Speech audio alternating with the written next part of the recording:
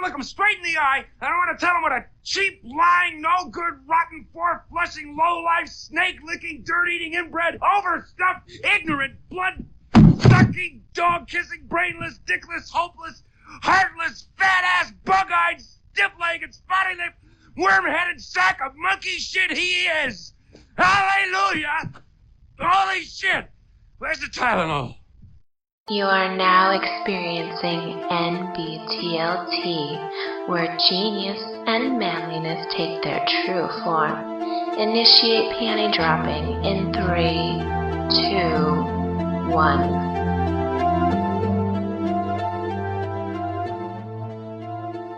Hey Zumi. What's up, Lonnie? I missed you a lot. I know. I really did. It's a whole 2 weeks without you. I know. And I'm sure that our 2 listeners really missed us. I bet they did. Mom. They're like, these crazy guys. Like, I didn't get my fix. Yeah, actually I did have a coworker that was bugging me saying, hey, how come it wasn't put up last week? I'm like, well, life, that's why. Yeah. Yeah, so just a heads up, we're probably not going to be recording next week either because it's Christmas and fuck you. Feliz Navidad. Motherfucker. What does that mean, by the way? Is that just Merry Christmas? Yeah, it's Merry Christmas. Yeah.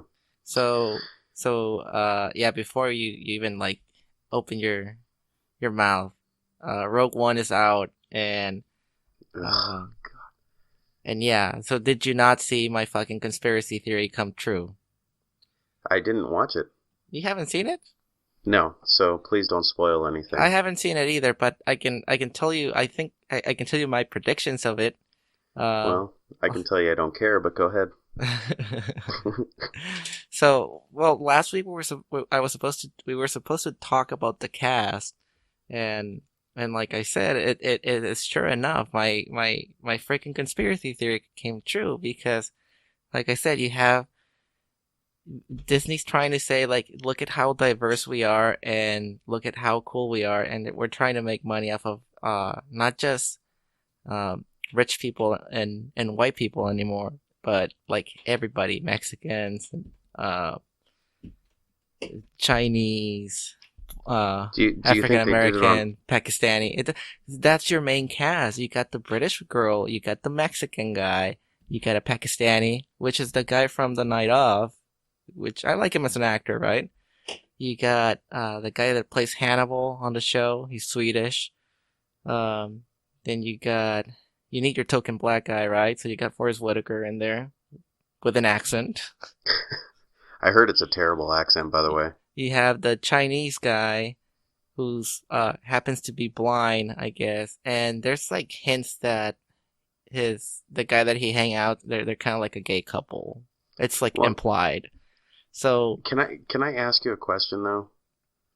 I mean, no. when's the last time you went into a film without having any type of foreknowledge of any of the cast, or besides maybe the main character, or like when's the last time you went into a film without having an expectation?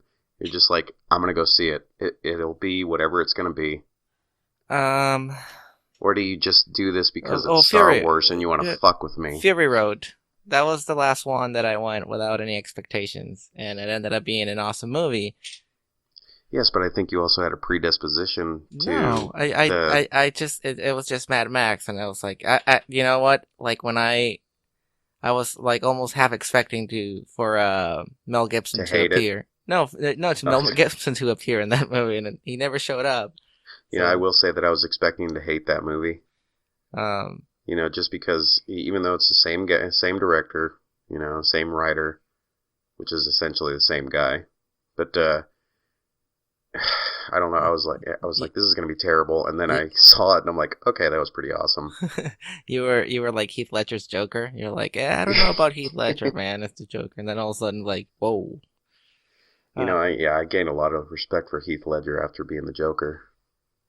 And I lost a lot of respect for Leto after he was the Joker. I still haven't seen Suicide Squad. It's pretty terrible. Yeah, so I mean, I can't really say anything. Although, what's her name? The one who plays Harley Quinn. Robbie, Margot Robbie. There you go. Yeah, she's Margot freaking Robbie. hot. She was actually one of the bright spots, because she's a fairly good actress, and she really played the part of Harley Quinn really well. But I mean, even Will Smith, being Deadshot, Couldn't save it. yeah, he was pretty good. He really was. It's just the rest of it was just atrocious. Yeah, that's Killer what I hear. Croc. Oh my god. I just heard it was all over the place. But if you want to see a good Suicide Squad movie, just watch Attack on Arkham, and Yes. that's where they based it off of. It's an animation, but it's way I better watched than. that. I watched it right after you suggested it. Oh, did you like it? I loved it. Was it not like the movie that you were expecting from Suicide Squad? Yeah, I kind of wish they just did a live action version of it. Yeah, just mirror that, the whole entire thing, right? Yeah. Which It's I too don't know. bad. Like in this Suicide Squad movie, does Batman appear at all? No. I don't think so. I don't remember. This is the thing is like, I think I've seen it, the one time in the theater? Yeah, and I don't remember Batman being in that movie at all. No, he wasn't in that movie. Because now I'm thinking of Batman versus Superman and how terrible that was. Yeah, that was I pretty told bad. you about that after I saw it. I Yeah. messaged you immediately going, this is heresy. I mean, they just throw Doomsday in at the end. It's just, Yeah, it's just really random. ugh. So yeah, I mean, enough said about Star Wars. I probably not gonna watch this movie in theaters. It's probably gonna be. I'm gonna wait for it to be on just regular TV. Like, what, 5 years from now? Maybe less. Yeah.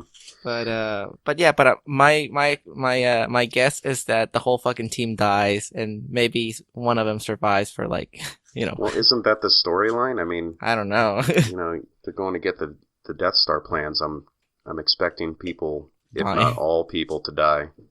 Yeah, so, but I will say this: I never in my life thought that I was gonna see Diego Luna as an action figure, because they're gonna do action figures of him, right?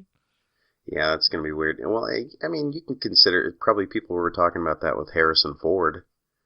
When he became Han Solo, it's like, oh, this dude's going to be an action figure. I mean, was it American Graffiti? Yeah, Like one of his first films. yeah. It's like that guy's going to be Well, like a science fiction hero. it could be worse. They could have Richard Gere, Oh my gosh. Or Nick Cage. That was so Gotta yeah. grab the Death Star So- plans. So see, my Rogue One conspiracy thingy wasn't as bad as you thought it was gonna be, and No. like I like trashing on him, but like I said, a lot of it is it is personal. Like I said, watching Jodorowsky's Dune documentary didn't help a lot, but it's so funny that even Honest Trailers made a comment that I was like, yeah, exactly. And it was on The Empire Strikes Back. Remember we were talking, that was like the best Star Wars, right? Yes. And mysteriously, this is what Honest Trailer says.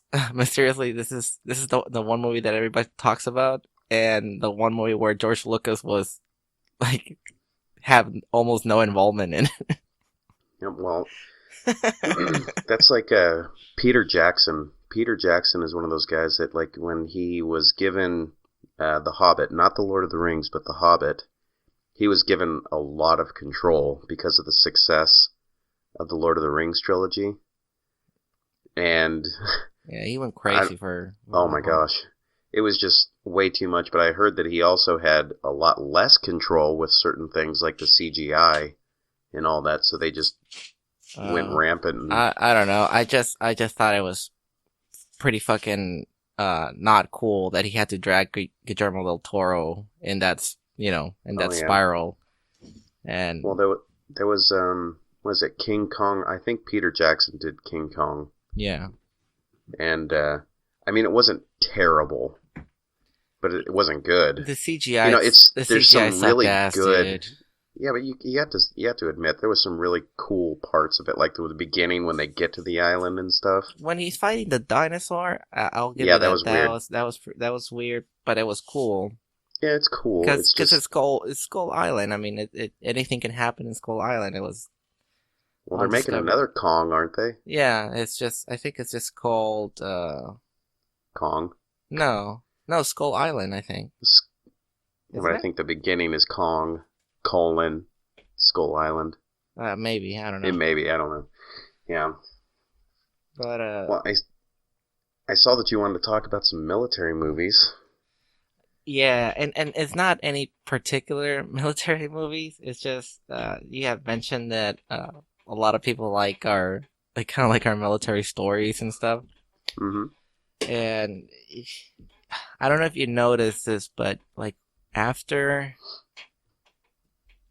we got out of active duty, like all of a sudden, I don't know who the fuck decided that your 9/11 and post 9/11 movies were okay.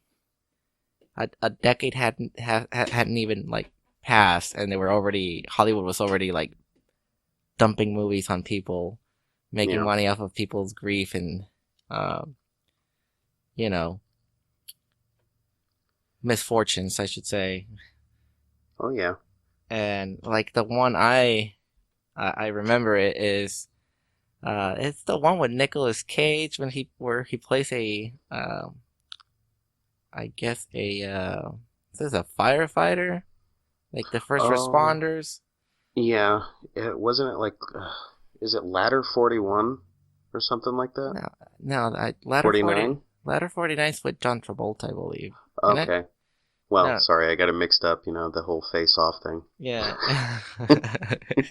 They are the same person, I mean. So, and then there was another one that they were just like straight to DVD kind of movies, like they were produced by MTV or NTV2, I should say, and those were the ones that are like the post Iraqi freedom or Enduring freedom, and of just people coming back with PTSD or Yeah. and readjusting to civilian life. And I'm just thinking like, man, like this is just like a fucking insult to Yeah. to people Yeah. everywhere. And the funny thing is that like people actually like eat that shit, Yeah. Well, it's, the things that get me are the Vietnam movies, because there was two types of Vietnam. It's, you had the guys that were, basically stationed in one spot, and they stayed in that location because that was their job. It's just like the military now. And then you had the infantry, and then you had, the paratroopers and all that stuff, the guys that were in the real shit, right? And that was no joke. I mean, a lot of these movies, they may not be exactly like it happened, but when you look at things like Forrest Gump and Platoon, Yeah. I mean, a lot of that stuff is pretty dead on, but some of that stuff is a little crazy, or The Deer Hunter. It's like, that stuff didn't happen quite as often as people might think, yeah, but it happened. Yeah, but the only point of reference that people have is that it's Hollywood movies, Yeah. and it Scaring people away from joining. or glorifying it. Like I know, at least for me, like I grew up with war movies. So when Saving Private Ryan came out, for example, like I remember I was fucking pumped when that movie came out. It was like so cool, the best movie I've ever seen. And well, I think it's the best American war to do film on. yeah, and then but now I can't even stomach it, dude. That's too much. Yeah. I can't stomach it. I see it and I'm just like, that's I mean, some people might say that it's pretty accurate as far as like how soldiers used to, or how it portrays like how soldiers lived during Yeah. that period. But like I can't stomach it in the sense that I we've heard about like people that we knew, not necessarily that we were close with, but that we knew that just got shot or got killed or were part of a IED explosion or Yeah. and I'm just like, yeah, like this is not how it is, and it's just like there's no fucking movie that could ever you know Well, I think Jarhead was pretty close. yeah, I And mean Jarhead was pretty close as far as like how like you just like you have so much time in your hands with like your own mind that you can just like you can see why somebody would just go crazy. yeah, I can imagine doing the whole sniper thing, and especially right now with how conservative they are with the rules of engagement. Yeah. Because there's really not a whole lot that we should be sticking our nose in right now anyway. So it's like as a sniper, you are trained to, pretty much see the pink mist. That's like your entire goal. Right. Well, You know, and I saw the beginning of American Sniper. yeah, I didn't That's really what like it. that's with Bradley Cooper, right? Yeah, Yeah. Well, see, after the first thing, I just stopped watching it yeah, because I was just like, I think I know where this movie is going, and like that particular thing about a guy making a choice between, all right, do I let this kid or this lady that looks like it has a bomb strapped to their chest run towards, you know, military members, not necessarily American. I mean, they could be from, one of the allied forces, yeah. but those are the ones that you're supporting, and it's like, how the fuck do you live with that Well, afterwards? it sucks because you're like forced into the situation. You're like, I have to do this. I have to do it. And no. I will say this, Lonnie, if that was you down there and I see a 5-year-old with something that looks like a bomb strapped to his chest, I fucking shoot the kid. Oh, I thought you were gonna say you'd let him run up on me. No, dude. No. I value you too much to well, the thing is, like I remember hearing that like the way they get people to do that is they'll just pick like the poorest son of a bitch that they can find and say like, hey, we'll fix your economic situation, so your family will be taken care of like afterwards if you do this Yeah. one thing for us. Yeah, And but I you're guess a goner. yeah, but I guess they're really true to their word. Like they will take care of that family until. Oh, you're telling me that the 71 virgins and holy jihad isn't good enough No, to no, no, convince no, people? no. That's actually not the primary convincer for people. It's family. Surprising. It's yeah. I'll take your family out of being poor. They'll be taken care of. They'll have food like every day. I mean, they don't promise that they're gonna be rich, but at least they're gonna be like, I guess, middle class, right? Yeah. And if you struggle to put food on the table, then I mean that for I guess as a man or as the oldest child that needs to take care of the family, that offer doesn't sound quite that bad, right? Yeah. But yeah, but I guess they really are true to their word, and Well, you kind of have to be because you do so many of them. You have to have at least a few success stories. Right? I don't know, dude, but that's it's pretty crazy.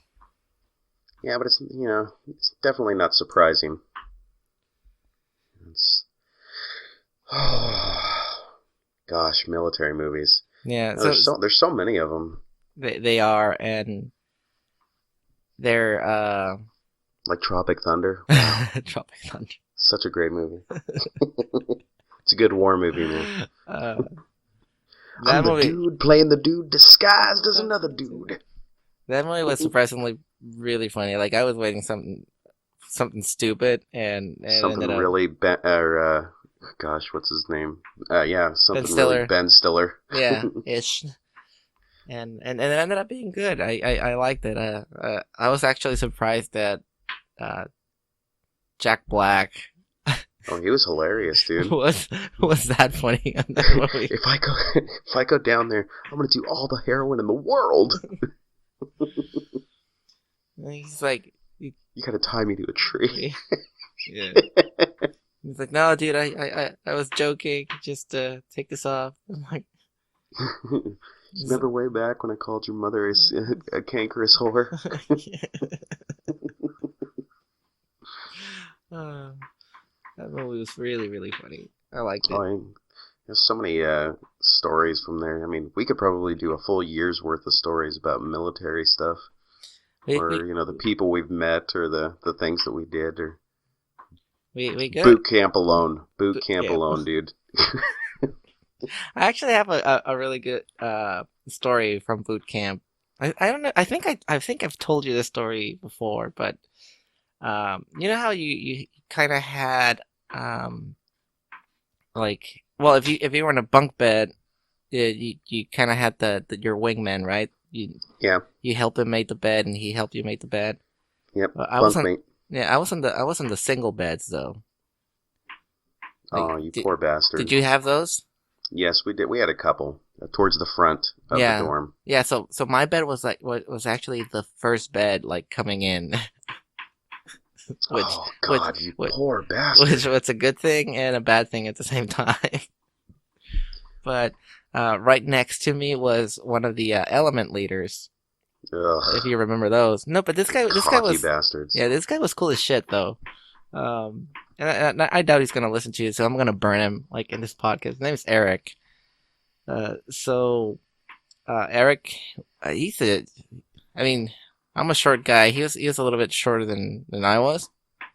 So if I'm 5'6", 5'7", he's probably like 5'4", 5'3" ish. Oh, it's so little. But he's dude, what are those white guys, blue eyes? Aryan? No. Like Caucasian? Not Caucasian. Like from European. Swedish? I don't know if he was Swedish. I don't Norwegian? Norwegian. That's the one I was like. But yeah, you know how they say like the black guys are usually like, the ones with the 12-inch cock or whatever. Yeah. Well, no, this guy was, this guy packed. And not that I was like, Yeah, but, whatever. But you're in the restroom, dude. You've probably seen more dick than some girls. I don't remember. You probably blocked him. Well, this one was a memorable cock because you see the short little guy, and all of a sudden it's just like this fucking. He's like hung like a bull, and you're just like, damn, dude, like don't hit me with that son of a bitch. Like keep it away. Nice pet iguana. So anyways, like. When towards the end, you remember we had our day pass and our base pass, and then a day pass, right? Yeah. So for those who don't know, like after basic training, we pretty much it wasn't after. It was like during, like right after graduation, right? Oh yeah. So on the first one, you're allowed to just roam around the base. You can't leave the base. And on the second one, you can actually leave the base. So it was after the base pass. The following day, we were gonna have the day pass, where everybody can go to like your parents' hotels and just sleep for the entire day. That's what I did. And I'm talking to Eric, and this is like at night, right? Like so, like lights are out, and we're just like talking, and I'm like.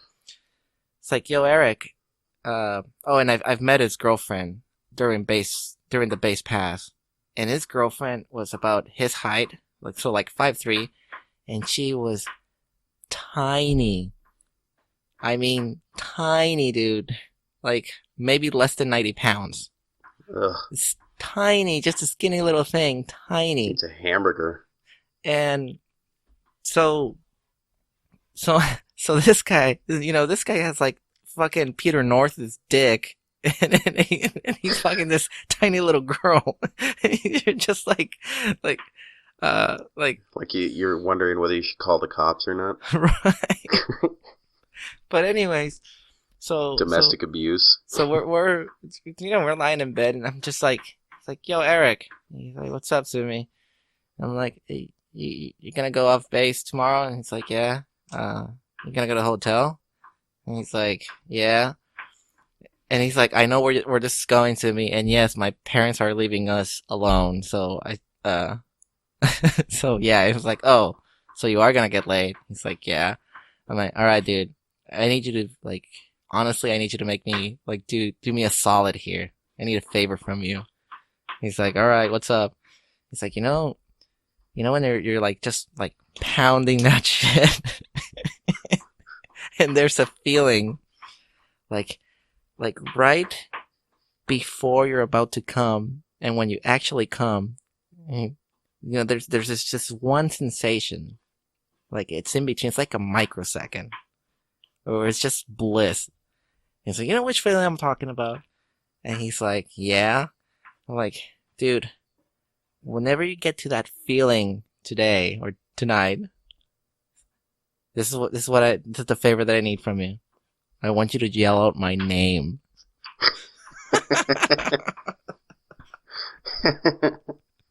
And he just starts laughing. And you just ruined his life, right? I know. And so base pass and at night, so we're lying in bed again, and I'm like, yo, Eric. And he's like, what? Did you do it? And he just starts laughing. He's like, I didn't yell out your name. And I'm like, you fucking pussy. It's like, no, dude, but you fucking ruined it for me. Like, when I was about to come, like, I just started giggling like a fucking little girl. And my girlfriend was like, what's the matter? And I'm just, and all I could say was, fucking sue me. Dude, did I tell you about the story about when we were at the Medina Annex? Where you do the undergraduate aircrew course? Where, the girls' dorm that was right across the... Oh, yeah. Right across the quad. Yeah, that place was nasty, dude. Yes, do you remember the whole thing where the entirety of their dorm got crabs? Do you remember this? No, I don't remember that. I'm pretty sure you were there, like, right as I was about to leave. And that was right around when it happened. Oh, dude. It was bad, because, that was the first time you actually get to wash your own clothes and all that stuff. Well, what I remember, I don't know, I can only say about our dorms, like the men's dorm, and fuck, that was pretty like, nasty, too. There was mold everywhere. Yeah, there was black mold underneath that, that air conditioning unit that they had. Yeah. And then it was around the windowsill, and in the bathroom, like in the corners. Yeah, but I don't remember hearing about all the females getting... Oh, yeah. I guess a couple of them had it, and then they decided to just go wash their clothes in the communal washing machine, and it just gave it to everybody else. No way. Yep, like the entire dorm got it. Are you sure that's not like an urban legend? No, that happened because they were all standing outside. Huh? Were they scratching? Christelle's about to throw up. Were they all scratching? What were you saying, hon? Well, now, okay, I'll clarify. I don't know if they all got crabs, but I know that there was a scare at the very least. And because I don't know if that's how, I'm pretty sure, you may not be able to get crabs that way. Yeah, I've never had crabs, so. But you have had scabies. No, you haven't. I'm just kidding. No. Just kidding. Unless you gave them to me. Oh, you don't want to know. I had the herpes. Yeah, I gave that to you. Oh, was you? Damn. Yeah. dick. You were asleep. Don't worry.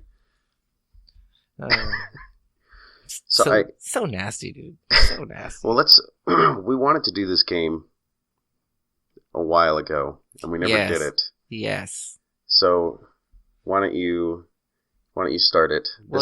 Well, you created this game, so I think it's only fair. Oh, I did not create it. I just introduced you to it. Oh, okay. Okay. So who created this game? I don't know. I don't really care. It's still fun. Okay. So we'll start off with. Okay, the game is date, marry, kill. Now this is considering, that there's no repercussions for the killing part, or I guess you could say for the dating or the marrying. No repercussions, it's just your choice. And what we do is we choose 3 people, male or female, and you go through the list and you say which one you would date, which one you would marry, and which one you would kill. And you can't have 2 in the same action. You have to choose one for each action. And you have to justify why. You have to justify why. So you can't just say like A, B, and C and that's it. Like you actually have to put some thought into it as to why you came up to that reasoning. So let me see if I can Otherwise, get otherwise it's not fun, right? It's not. So in order to make this non-biased in any way, I'm going to ask Christelle for 3 people of her choice. So Christelle, can you give me 3? Yes, any male or female, doesn't matter. 1 second, she's thinking. We need the Jeopardy music going right now. Jennifer Lawrence. Jennifer Lopez. And Jennifer Garner. Okay, wait, I gotta write this down. Let's see. So we got Lawrence. We got 3 Jennies, huh? Lopez and Garner. Oh, okay. You go first, Zumi. Oh my God, no! Like why? Yes. Why should I go first? Because you said it was my game, so I'll own it, and you go first. My baby's crying. I don't know if you can hear it. Well, we can wait. No, that's fine. My wife is over there. I'm just saying, like, it for the microphone. If you hear baby crying, make the female take care of it. Well, she is. I think. I don't know. Don't tell her I said that. I won't. She might throw the chancala. All right. I'm gonna kill J-Lo. You're gonna kill J-Lo. Okay. I'm gonna date. Oh man. Ah fuck. No, yeah, I gotta date Gardner, and I would marry Lawrence. Wow. Yeah, I know. Okay. Wait, hold on. This is. Are you gonna give me your list first before I give you my whys? No, you go ahead. Well, now what would be better for you to give me your reasons first, or for me to give mine and then we give our reasons why? No, just give me your list first, and then. Okay. So let me see. With my list for date, marry, kill, we'll start with date first. Oh God. See. That's actually kind of scary. I guess I'd have to. I hate saying this, but I'd have to date Garner. I'd have to. Ooh. Yeah. See. Ooh, Lopez is hard. Yeah. You probably because she's Puerto Rican. They're dangerous. Ooh. You know what? Date Lopez. Kill Garner. Marry Lawrence. Whoa. I know. Flipped it. All right, hold on. I gotta go attend All right, this. we're holding. All right, and by the magic of editing, we're back, right? Yes, we are back. All right, go ahead. Let me see. What did I start on? It was kill Garner, date Lopez, marry Lawrence. Yep. The Battle of the Gens. So, now, I'll let you start with yours on why you chose yours. Okay, so I mean, it's no secret. J-Lo's a fucking gold digger. I mean, who do we have? We have Mark Anthony. We have Ben Affleck. Was it Puff Daddy? Didn't she date Puff Daddy? I don't know, dude. I think so. There's a I don't shit. read people. There's a shitload there's a history of just gold digging. All right, so no way. There's just no fucking way. Okay. And now, see, between Garner and Lawrence and, oh man, this is gonna sound like so fucking like shallow and materialistic on my part, but I think I would make cuter babies with Lawrence than I would do with Garner. Yeah, And that was the only factor about, because I mean, you'd have horse babies. yeah, and like I said, I want to have cute babies, and at least, I mean, Garner seems like that type of person that's, you know, I don't know. She seems dry. Like, I don't.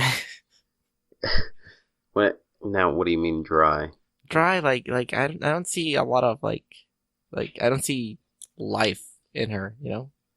You think she's Like, dead inside? Yeah, like the personality that Gardner has, it's really really good. Like that kind of personality I like, but I went more for, like I said, the physical portion of it, just because I want cute babies. Oh my gosh, that's pretty shallow. I know, and I said it was probably gonna sound that way, but Well, I did. So I said that I would date Jennifer Lopez. Now, this one was hard because, like I said, Puerto Rican women are crazy. And the reason that it's kind of scary that, you date her is that she might not ever go away. So, why not? I'm afraid she's going to stab me. I guess problem. I'm more interested in why would you not kill her and you would kill Garner instead? Because Jennifer Garner annoys the shit out of me. I think she's a terrible actress. Yeah, but if she annoys you, then you just like turn the TV off. But if J-Lo is trying to kill you, then not if you're dating her. That's the problem.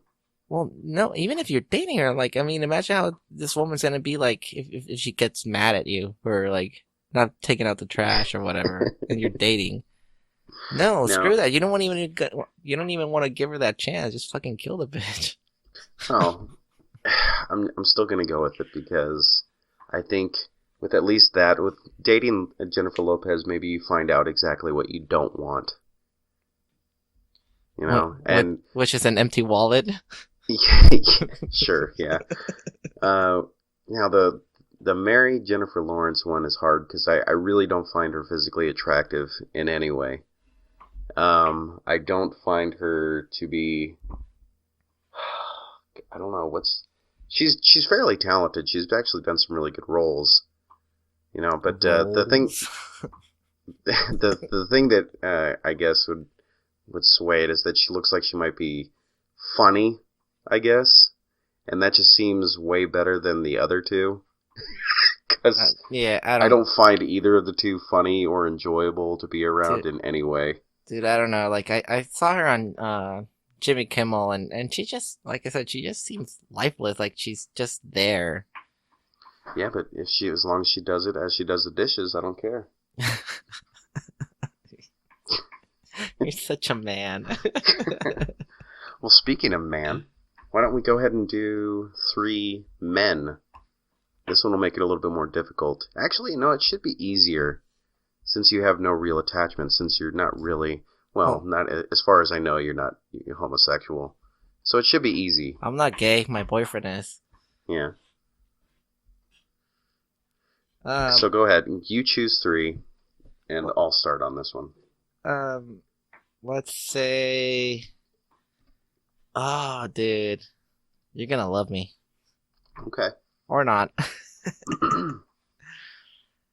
and no, you're gonna hate me.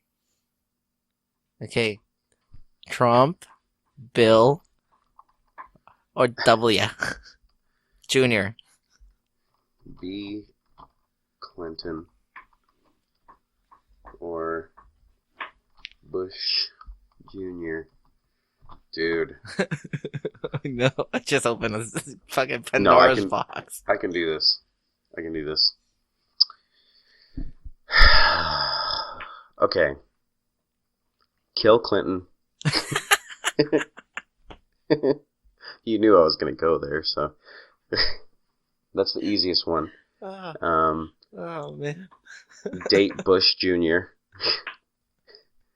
and marry Trump. You married Trump? Yep. You married Trump, huh? Yep. I'll explain why when you're done.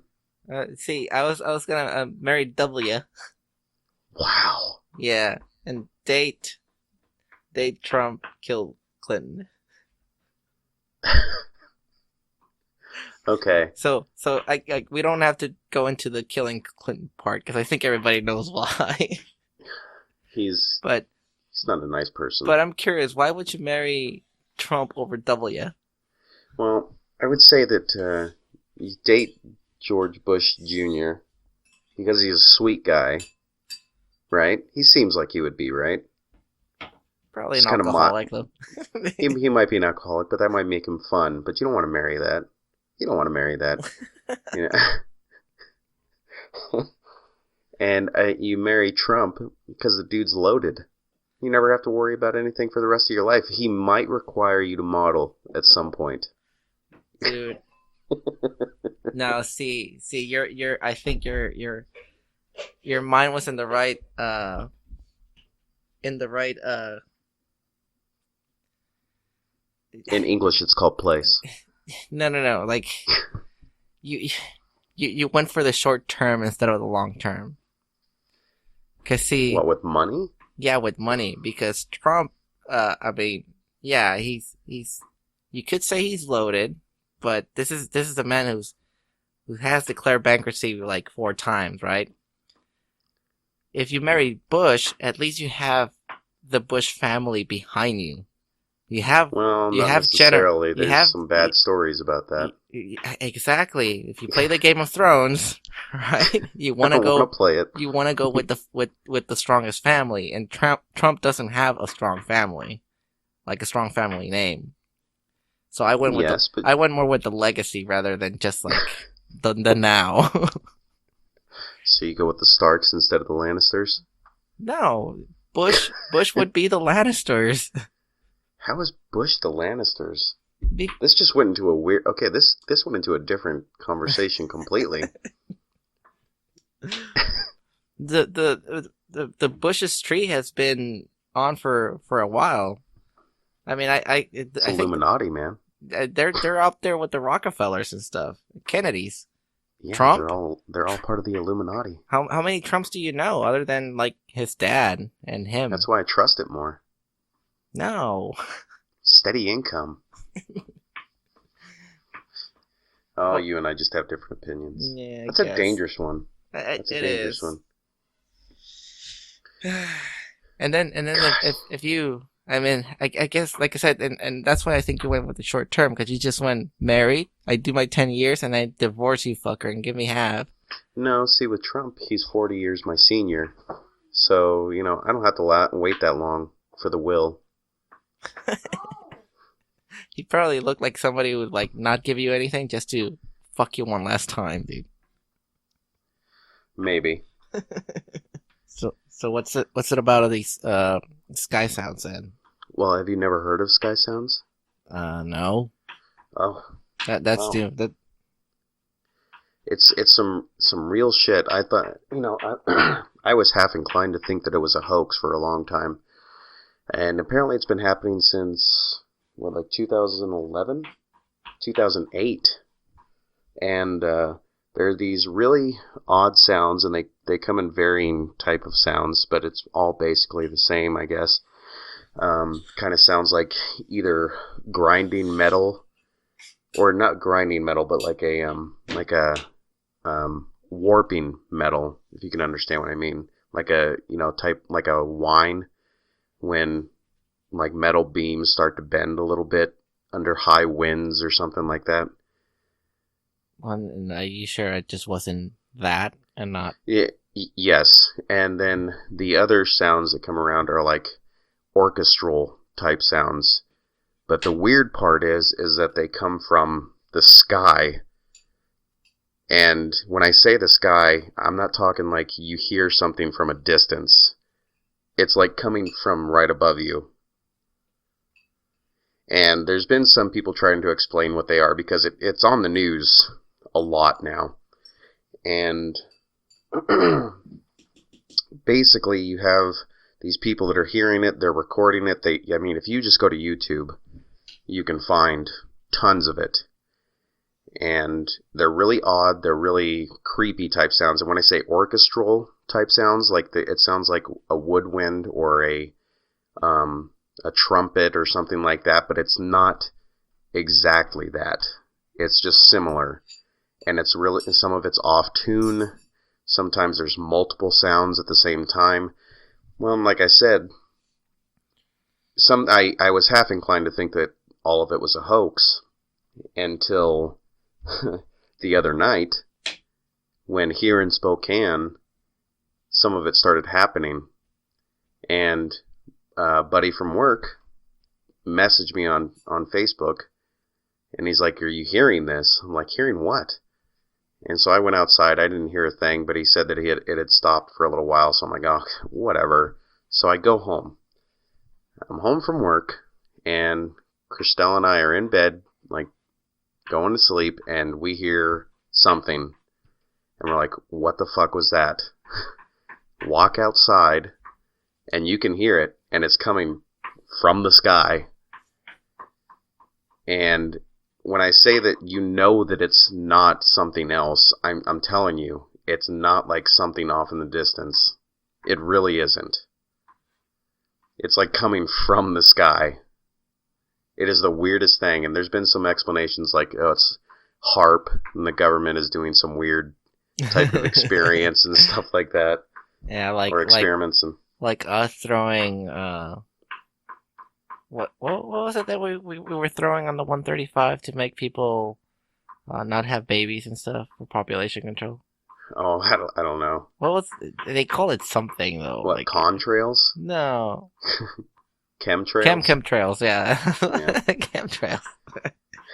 It's like Yeah, dude, no. Yeah, there was nothing happening from out of that, but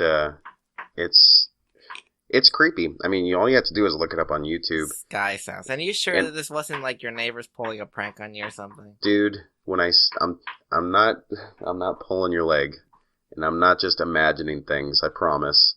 I mean, I could have Christelle sit down and tell you how creepy this shit was. And like I said, I wasn't the only one that heard it. I went onto Facebook and went to Spokane Valley News, and everybody's talking about it. And then one guy's like, "Oh, it's the snow graders at the Valley Mall." It's like, dude, I know what those sound like, and it's not a train. It's not. I mean, it's not a plane. I mean, it is not that. It is just the weirdest thing. It's like nothing I've ever heard before. So you're telling me nature doesn't know how to play music? Yeah. It's like it sounds orchestral, but I'm saying we're all gonna fucking die. It's like you fucking suck at it, nature. It's pretty creepy. I think I have I took a short video with my phone. I'll have to send to you, and I got some of it. Yeah, I would have to do like research because I've never heard this. So you know how it sounds to me right now. Sounds like you're trying to pull a prank on me. Did you see what we posted on Facebook? I posted it up on Facebook, and I posted it on... I only saw it on my phone, though. Like, Oh, so you didn't put headphones on and, like, listen to it? I didn't have any audio to... But I just saw... I did see something about sky sounds, and so what... With sky sounds, and because I saw the word trumpets in there, I'm like, oh, maybe they're, like, doing something for the holidays or some shit like that. You know? Yeah, not that. No, it's pretty. Honestly, it's interesting and it's cool and it's also really creepy. Honestly, that's what I thought. I thought it was just something like the holiday thing, and I'm like, all right, whatever. But it's cool stuff. I mean, you should take a look at it. Now, I want to tell you, I'm drinking scotch right now. Now, when's the last time you had scotch? Have you ever had scotch? I have scotch. Scotch on the rocks. Yeah. But I don't. I like adding water or some flavored. see, that's the thing. Like, I don't put real ice. I put like the stones, like the cold stones, Yeah. because otherwise you water it down and you can ruin Scotch. Well, I still like Scotch, but it has to be like you can't mix Scotch with anything. You really can't, No, because it really destroys the properties. I don't want to say bouquet. 'Cause I don't want to sound like a faggot. I'll actually admit that I was the guy that would like mix it with Coke. Ugh. No, dude, you definitely want to. You drink it alone, like maybe watered down a little bit with the ice, but just the ice, and it's definitely not a drink. I think that you do for. It's like, not a party drink. yeah, for like getting drunk. It's like your bottle of wine, right? Yeah, it's It's like just a something that stay-at-home, relax type of drink. yeah, and I mean, you will work a buzz. Oh, it's a good one too. Yeah. And that's what I wanted to talk to you about was the different type of buzzes that you get from different drinks. Now, a lot of people think that this is bullshit, but I can tell you firsthand, with all the alcohol that we've had in the past and the alcohol that I have now and the differences in the type of drinks that I have, there is a different buzz for every single type of drink that you could have. And it's really odd because you have similar buzzes, but it's all different in some way. Yeah, I agree. And like beer, for instance. Now, I didn't have beer for a long time. I mean, I was having whiskey for a while, and and that gives me a certain type of buzz, and I like the whiskey buzz. The only problem with whiskey is if I drank too much, I would get belligerent. And that's another thing people think is bullshit. It's like different drinks will do different things to your personality or to your mood. That's true. I think it is. Like I said, like before it was made illegal, my like for parties, Red Bull and vodka, like it would just give me. It's illegal now. Like you can't, if you go to a bar, they will not serve you Red Bull vodka. Wow. I had the side effect once. I went in and I had heart palpitations. Yeah, dude, it's so fucking weird because you don't necessarily feel drunk, but your heart is just like pounding. You're just like I'm like, I feel normal, but I also feel like I should be running a marathon right now. Yeah, I think the best way, I mean, it's not the same, but the best way to counteract that, I've seen people just do Mountain Dew instead. It's like, if you're going to do, like Jaeger bombs, just do Mountain Dew. Don't be crazy and go do Jaeger bombs, because if you do too many of them, you could really hurt yourself. Yeah, so after that, I stopped drinking Red Bull vodka. Like, I don't do it anymore, but, and I guess in the States it's illegal now. Like, I think Mexico you can still do it, but it was delicious though, wasn't it? It's really, really freaking good. But why don't they just do the flavor in like a regular soda? I don't know, dude. Cause I don't know. I don't think it would be the same though. Well, it's not, because I think Red Bull has a certain flavor, and it's with all those vitamins that are in it that make it taste a certain way. Yeah. So like I said, the Red Bull vodka, like if I wanted to party all night, that was like my drink of choice. If I'm just there chilling with friends, like I would always do the rum and Coke, but now I don't drink Coke. So, I would say that with just hard liquor, there is a huge, huge difference in the type of buzz that you get with like between say vodka and tequila, or whiskey and even Scotch. If you're just gonna, I know that Scotch is a whiskey, but it's. Well, the difference between like a sour mash or a malt to Scotch whiskey, there's a big difference to how it makes you feel. Yeah, see, Scotch, like it I want to go to bed. Like, yeah.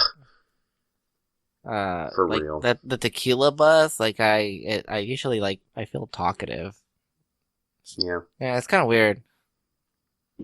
It's maybe has to do with the chemical reaction that happens when it's being made. I don't know. It's interesting.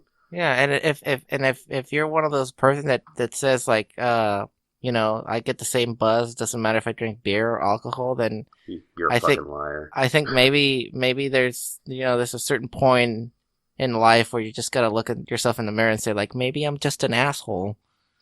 Maybe I'm a piece of shit and I need to slow down.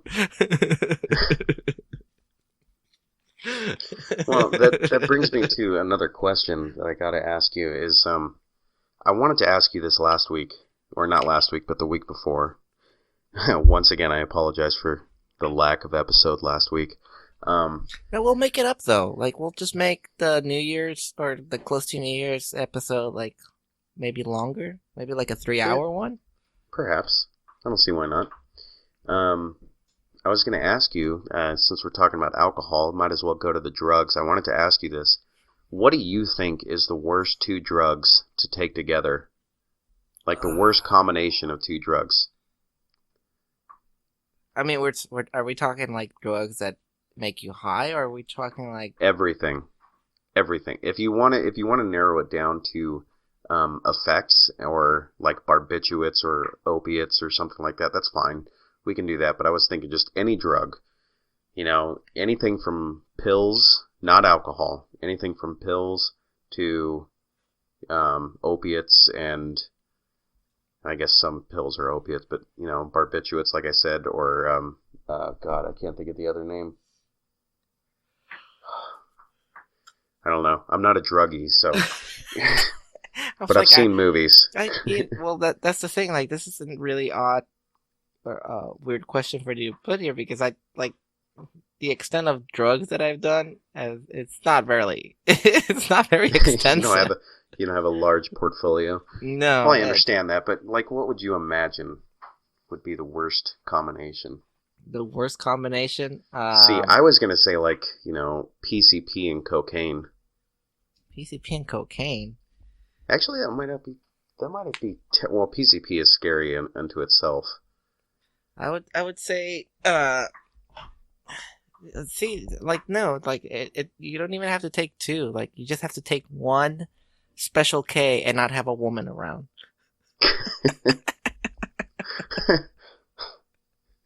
Would you say? You know what happens with actually PCP and like ecstasy would probably be a terrible combination if you were at the club, because you might end up going to jail for murder and rape. Probably be like a reaver. God. Yeah, but you've heard that this stuff about the ketamine, right? Yes, ketamine is one hell of a drug. So, for those who don't know, ketamine is fucking crazy. You want to tell them what happens with ketamine and why I said that you're fucked if you don't have a woman around? No, go ahead. I'm gonna take another drink here. So I guess what happens with ketamine, it's a sedative that they give to horses, but special K.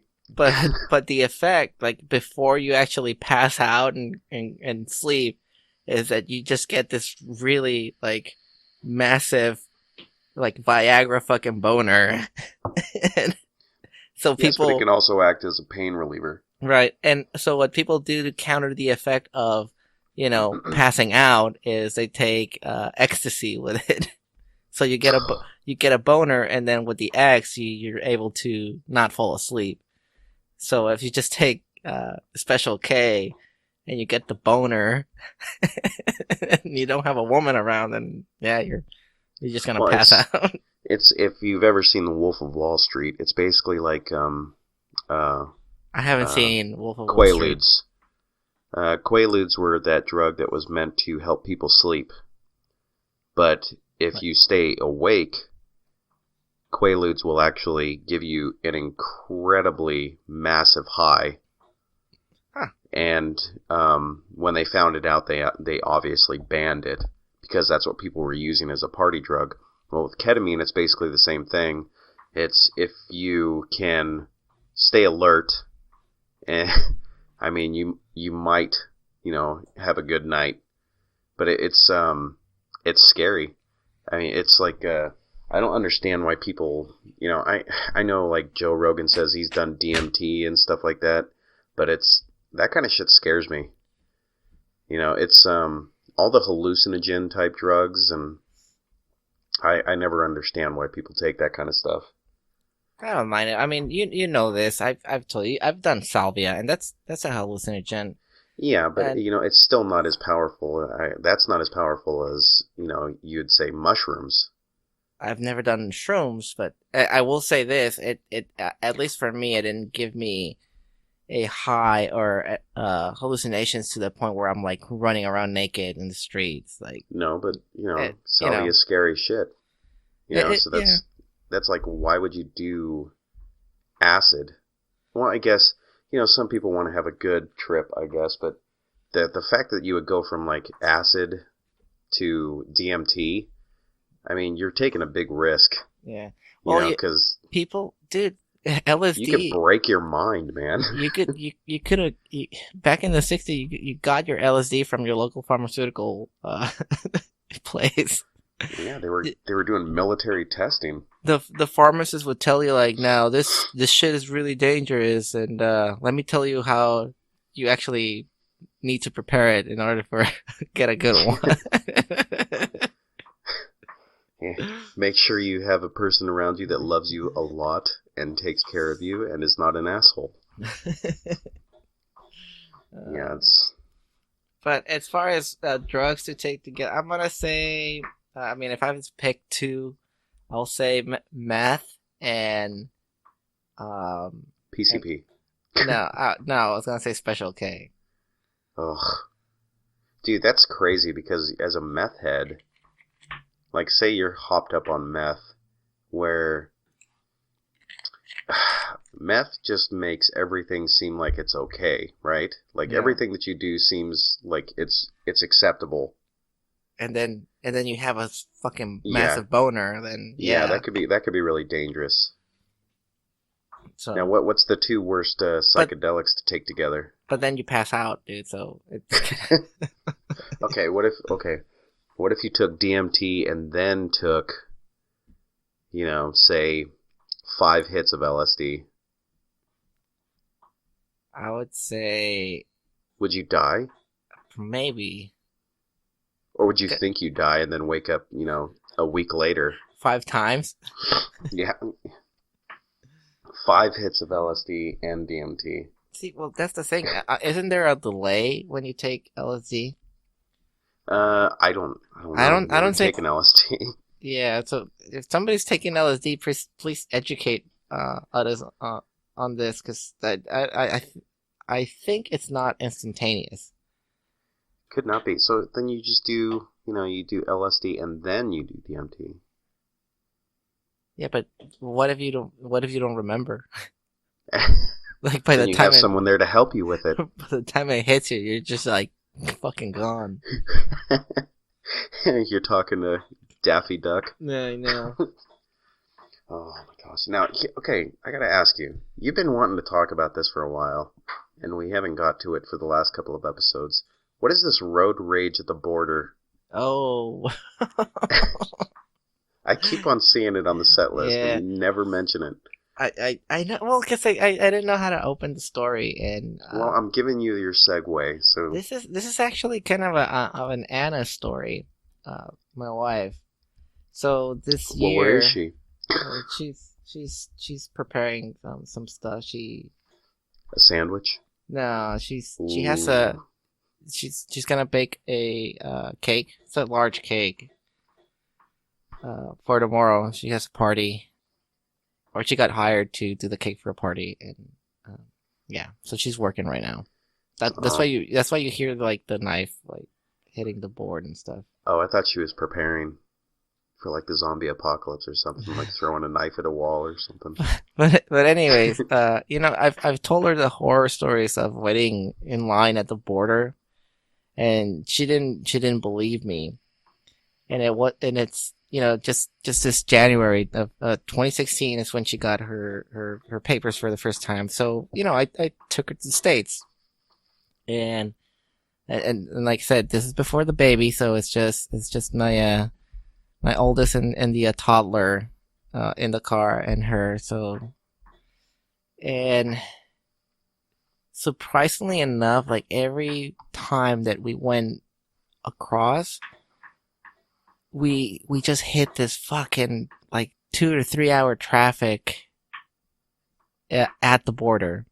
Yeah, And of course. that brings a whole different animal out of people. Like they just like fucking rude as fuck. And that's And why I like suggest audiobooks. and like everybody just like they're trying to they're trying to cut in front of you. And so, and she didn't believe me. So the first time we went, um, like we're trying to find like where the line starts, and we actually had to like backtrack like a long ways and wait. And then she's watching all these guys how they like just like cut in front of people and stuff, and she's just like getting mad, and I'm like, yeah, I told you this is normal. And she's like, oh, don't let this guy in, don't let this guy in. I'm like, I'm not, baby. So you're like bumper to bumper, right? So on the second time, I decided to leave at midnight because at that time, like because they have Ready Lane, not Sentry Pass. Yeah. Like at that time, it's just about an hour wait. So I thought. Next thing I know, we're following the trail, and it's a 3 hour wait. Oh God, dude! By the time we hit like the 1.5 hour mark, like these cars are just trying to like get in, and she's getting mad, right? She's like really getting like that fucking asshole, like let that guy in and stuff, and like this one guy went like put his blinker on, signaling that he was going like to the far left, which is not part of the borderline. Yeah. And he kind of did like a Folja and just stayed in line. And I'm like laughing. I'm like, kudos for the guy, that he fooled the guy in front of me. So Anna saw that, and she's like, it's like somebody should do something. And I'm like what? Pull him out of his car? What the fuck is people gonna do? Like beat the fucking shit out of him in front of his kids? And I'm like, no, like just let it go, just let it be. So anyway, this Mustang, there's a green Mustang, just comes right next to me, and oh dude, I can see it in his face. He's going at it. He's like he's trying to like cut in front of me, and I'm like, no. And the line goes forward a little bit, so I go forward, and I kind of move a little bit to the left and then to the right. So we're essentially, if we turn right, we're facing the sky, right? Yeah. And Anna just goes like, no, like we're not letting you in, and she gives him the finger. Oh God.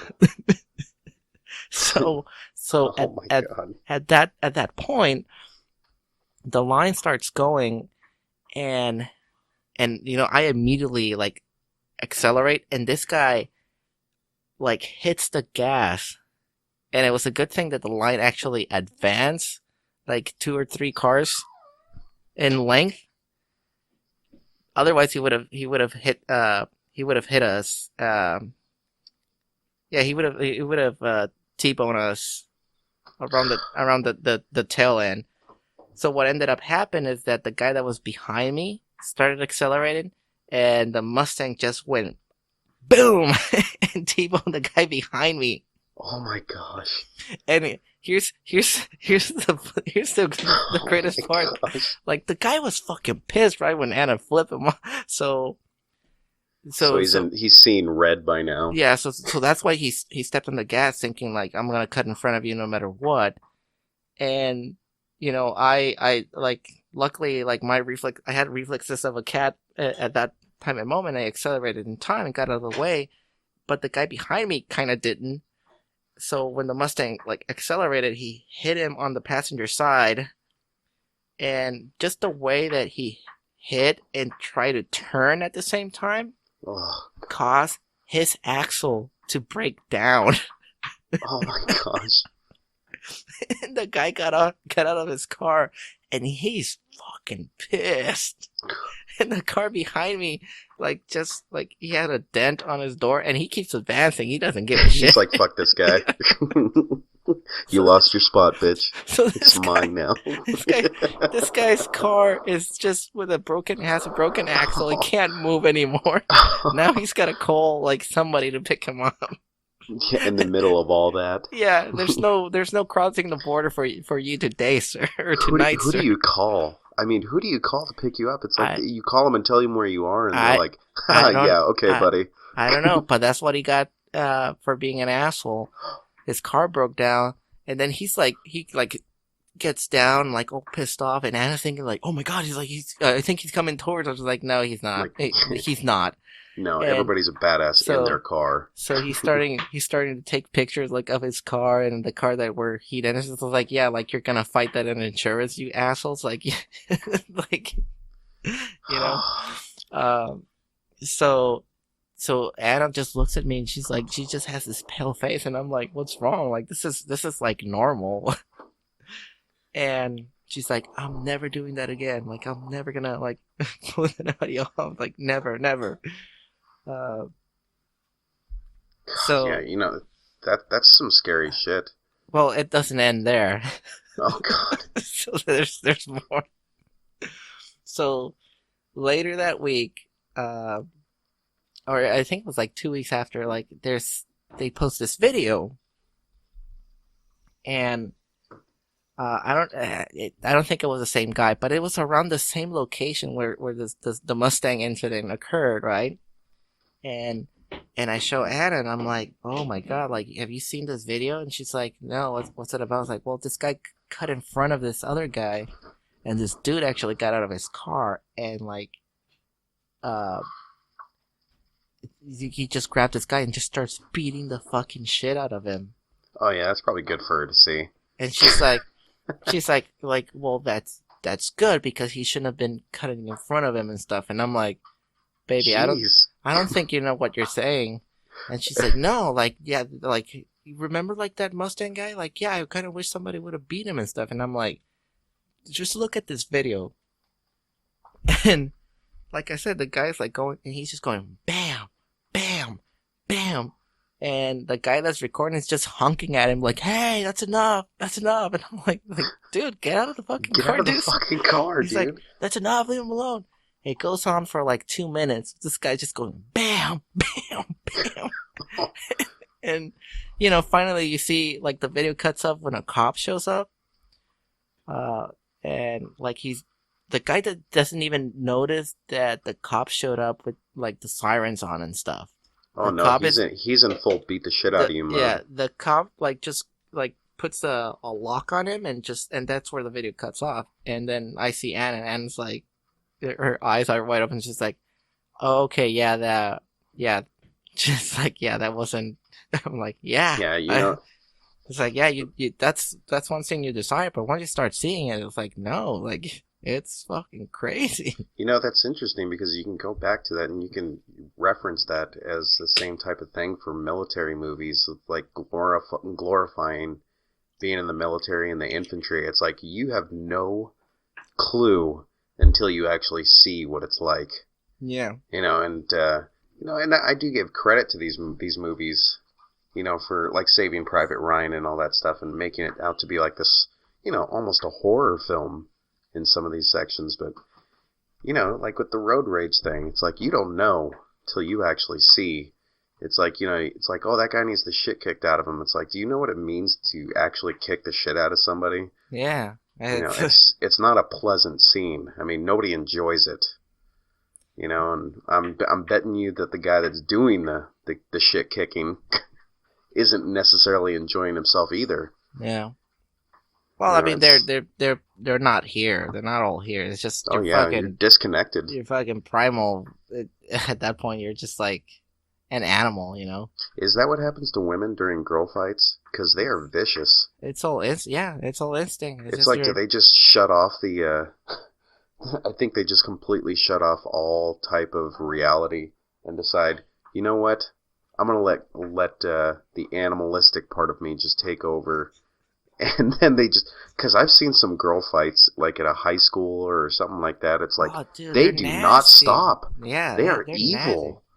It's like, at least with guys, like you know, with a normal fight where you have a disagreement, you know, like I'm not talking like a disagreement where it's like I caught you, you know, with my wife or something like that. I'm talking like a normal fight where I have a disagreement with you because you called me a name and I asked you to stop and you wouldn't stop, so we end up having this fist fight. There are rules in those fights that guys have, like an unspoken rule. It's like, okay, once a guy's down, I may be allowed to get 1 or 2 shots in, but that's it. No, fight's well, over. even if he's down, if he says like, okay, dude, like I'm done, like that's it. That's it. Like you won the fight. Like that's submission to you.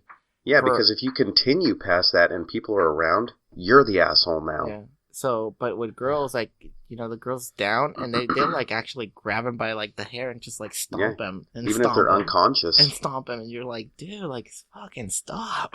Did I ever tell you about that one story about when I was with my buddy and his older brother? We were going to pick up my buddy, and his older brother was, we were in his car, and we stopped by the school, and we see off in the distance, like this little quad area, you know, like a central meeting area. These girls just were getting into a fist fight, and they're right next to this brick wall. And they're just going at it, right? Like girls don't hold back, especially like high school girls that have no concept of what the repercussions of their actions are going to be.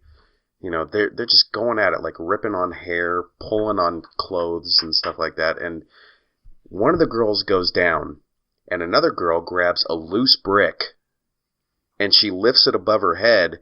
And a bunch of these guys just run in and grab her arm and like, whoa, okay, you know, it's like, that's enough. But it just the blank look in her face, it's like, women scare me.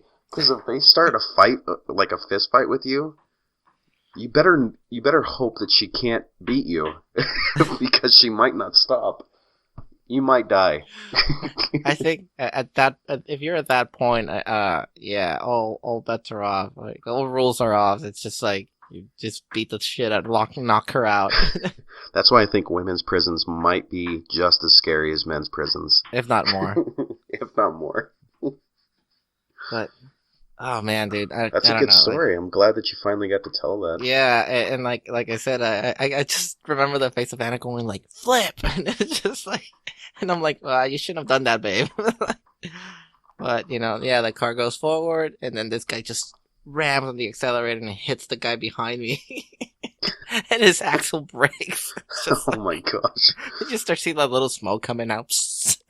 You know, I actually have a real short story, you know, but it's similar to that. Not similar, but with I used to walk to school when I was in high school, like my sophomore year, and because my house wasn't too far away, it was like a half mile or something, and every morning there's this really long part that's like 2 blocks, you know, where it's just a straight road, and then right across the street from the light was my high school.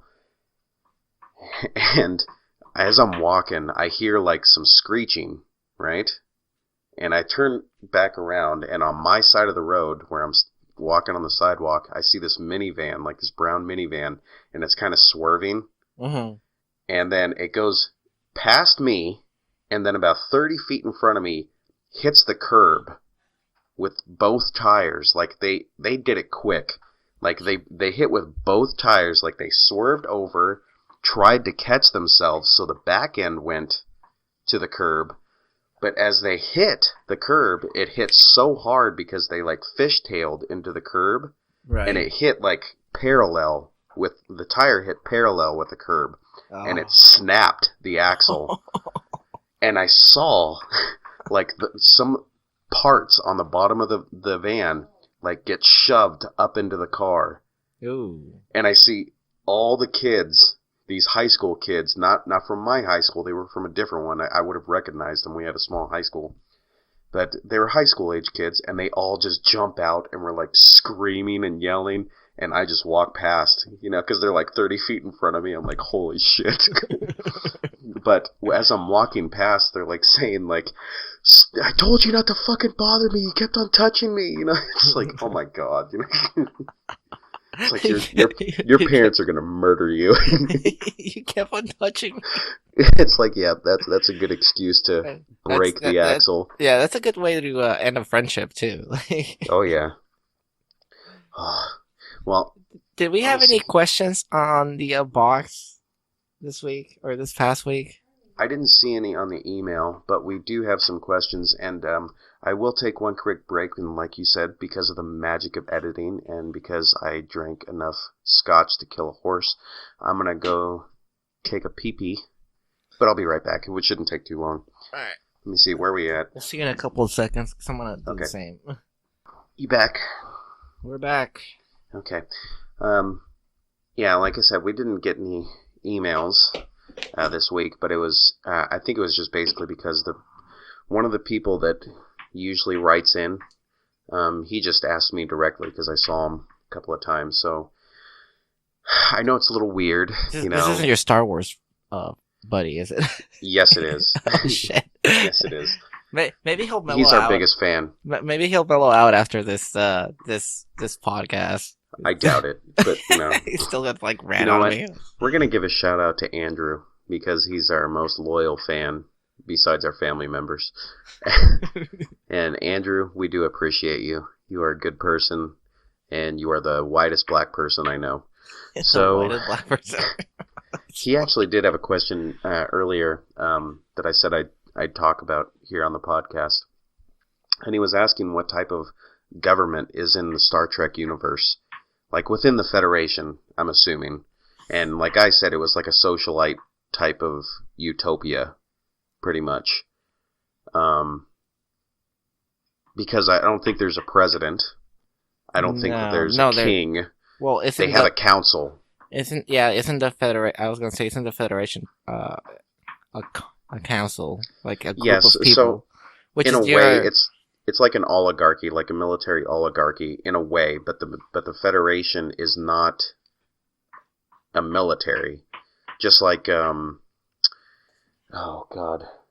Star Fleet is not military.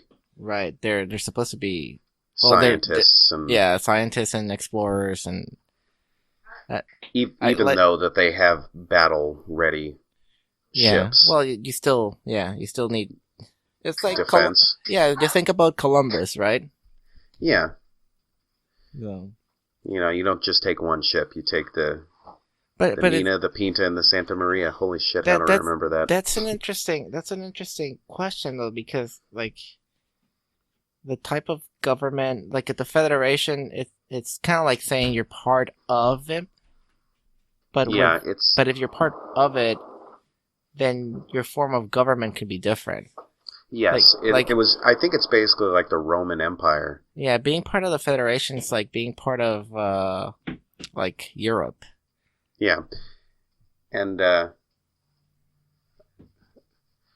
I'm back. And we're good. Sorry, people. I had a scare there for a second. I thought my computer was going to restart. It kept on telling me it was going to. That's all right. So we're talking about Andrew. Oh, the Federation. The Federation, yeah.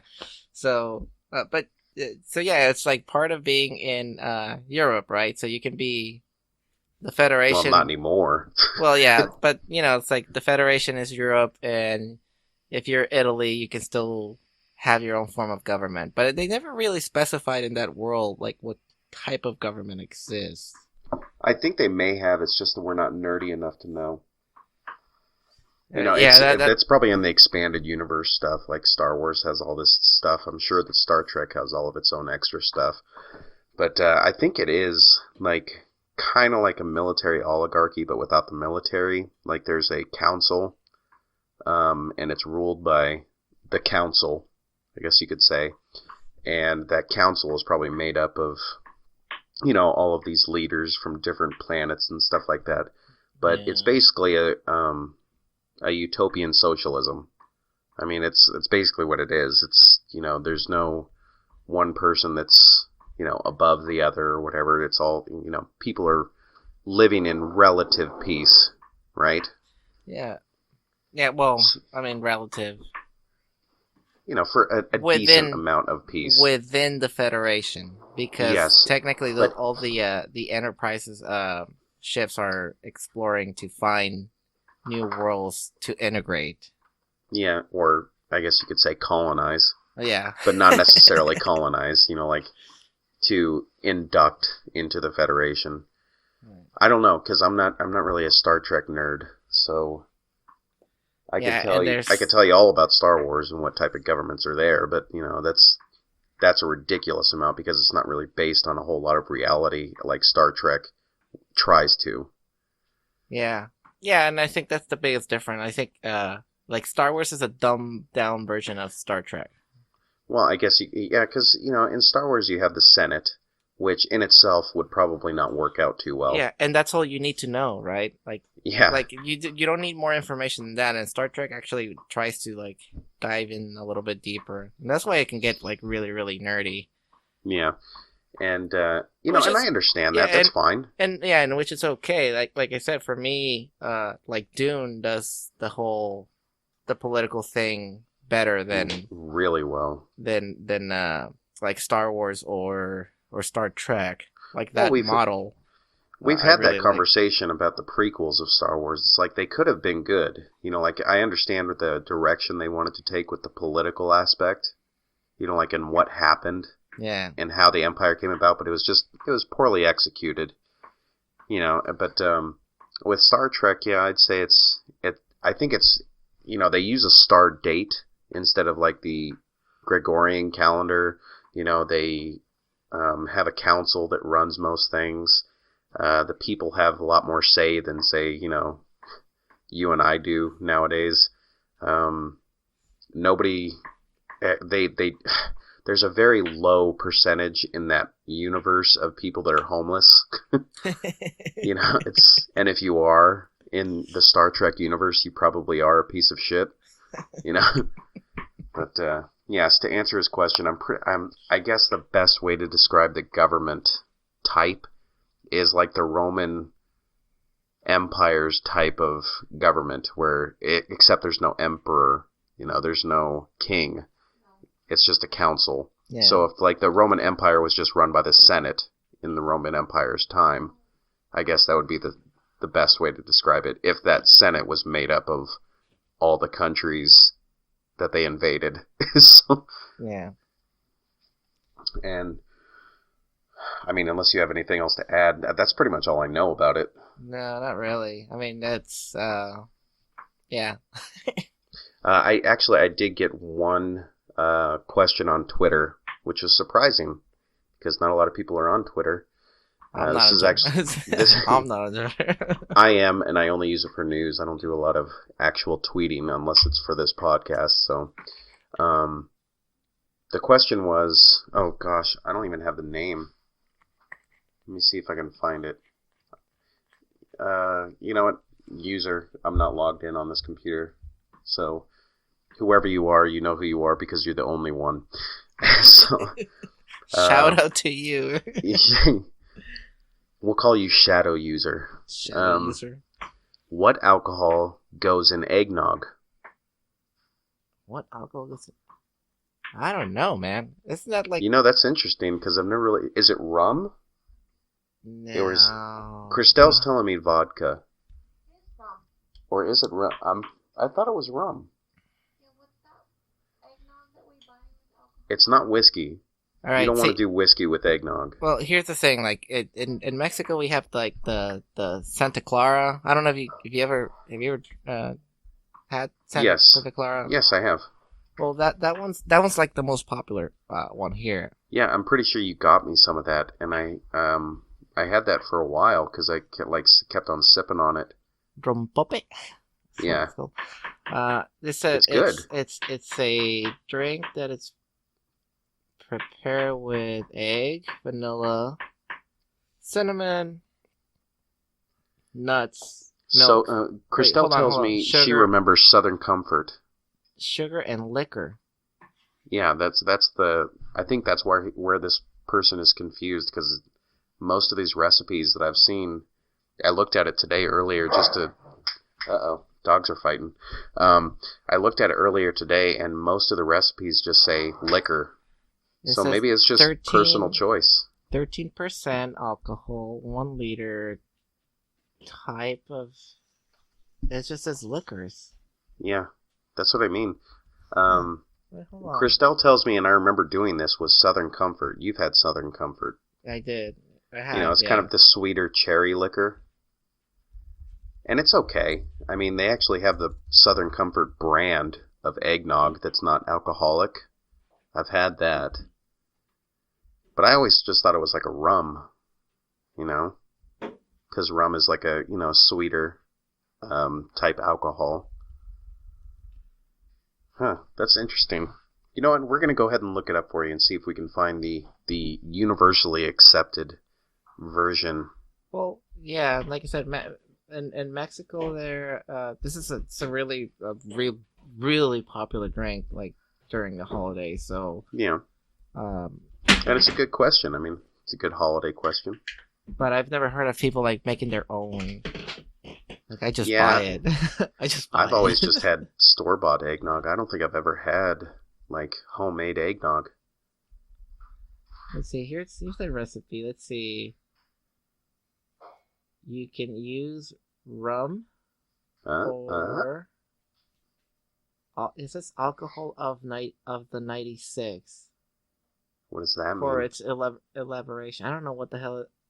Alcohol del 96. Like, any type of alcohol from 96. What do they mean by 96? I have no idea. But this guy's suggesting rum. Sorry about that, people. Had to restart my computer because my computer decided to force me to restart. So what were we talking about here? Buddy? We were talking about the last question, and it was eggnog, right? Right. What type of alcohol goes in eggnog? And all I found is rum. Yeah, that's what I thought. But like Christelle told me, was that we've put Southern Comfort in it, and they actually do have a Southern Comfort brand of eggnog that's non-alcoholic. I mean, so I don't know. I think it's whatever your preference is. I would not suggest whiskey. Or tequila. Ugh. Tequila's for the citrusy type drinks, Yeah, that just sounds nasty, actually. Yeah. I like eggnog, but, I don't think I've had too many alcoholic eggnogs. But, well, I mean, that's... For questions, I mean, that's pretty much it, unless you had somebody else that ask you a question. I mean, that's pretty much it. No, I didn't have any questions asked or sent this week, or last, actually. Do you have any questions from yourself? Do I have any questions for myself? No, not really. I actually have a story though, like that I wanted to share with you, because I don't think I've told you. We all love your stories, so. Because I don't think I've told you this one, but it was really funny. So my friend Jonathan was telling me that they had this one girl. They pranked this one girl, like him and one of his buddies. And it was during high school, and you know how like it's like some girls try to fit in with guys, and they'll say like they like porn. Sure. Yeah. And whatnot. So they'll try to impress. So that like these guys were said that they were gonna go home and watch some porn, and I guess the girl was like, yeah, I'll watch porn with you guys, I'm cool, look at me, type thing.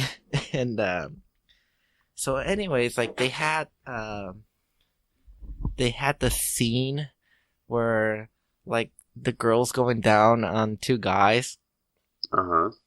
So she has so the girl has, of course they chose this. Yeah, she has a cock in one hand, another cock in the other one, and she's like sucking one and then switching and sucking another one, right? So these guys go and say to this girl that's like a woman only talent. And she's like, well, what do you mean? It's like, yeah, like guys are not coordinated to go like 1-on-1 like that.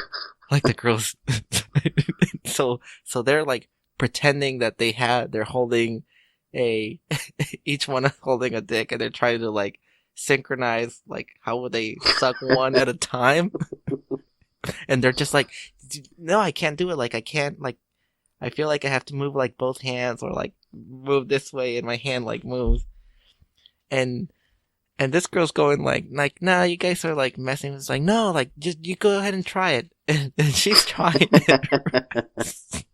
So they have her doing this for like 2 or 3 minutes. Well, you mean just the motions, right? Just emotions, yeah, just emotion. Well, at least that's what he told me. I don't know.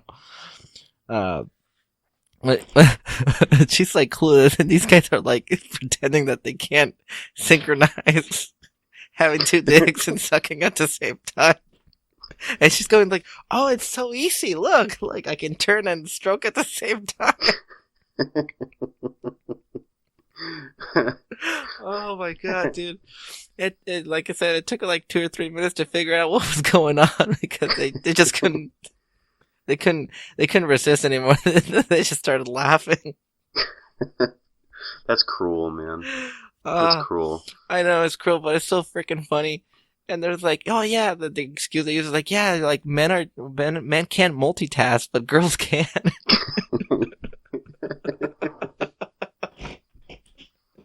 And they're like, see, show us your multitasking abilities.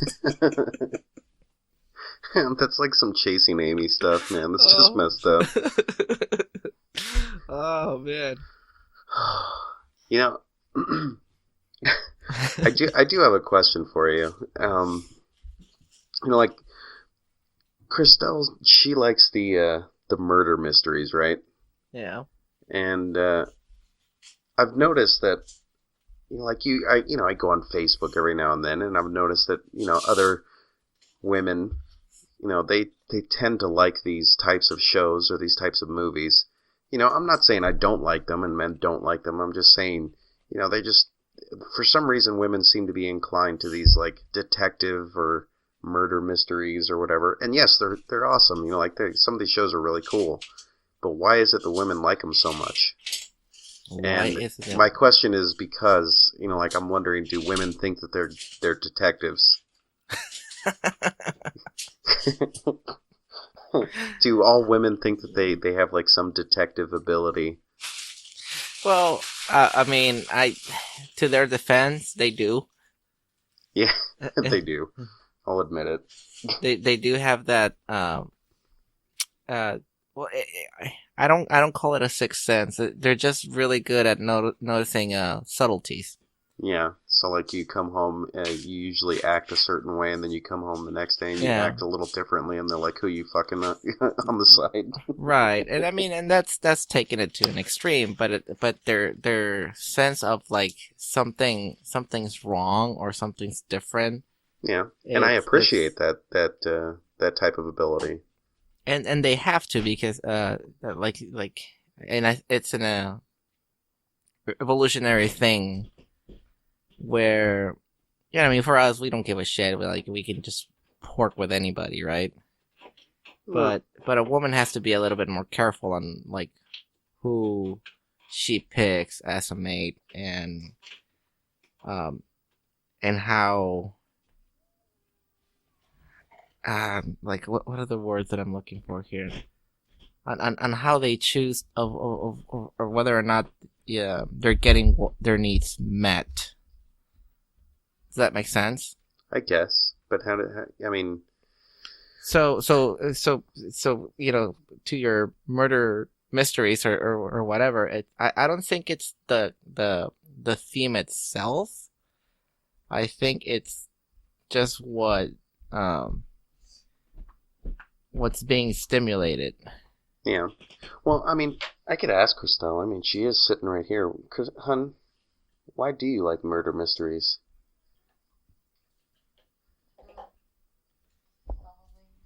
The solving. Yeah. And I enjoy that too. I mean, I just don't enjoy it as much as you do. I mean, which is fine. But, I mean, I still get a kick out of like Sherlock Holmes and stuff.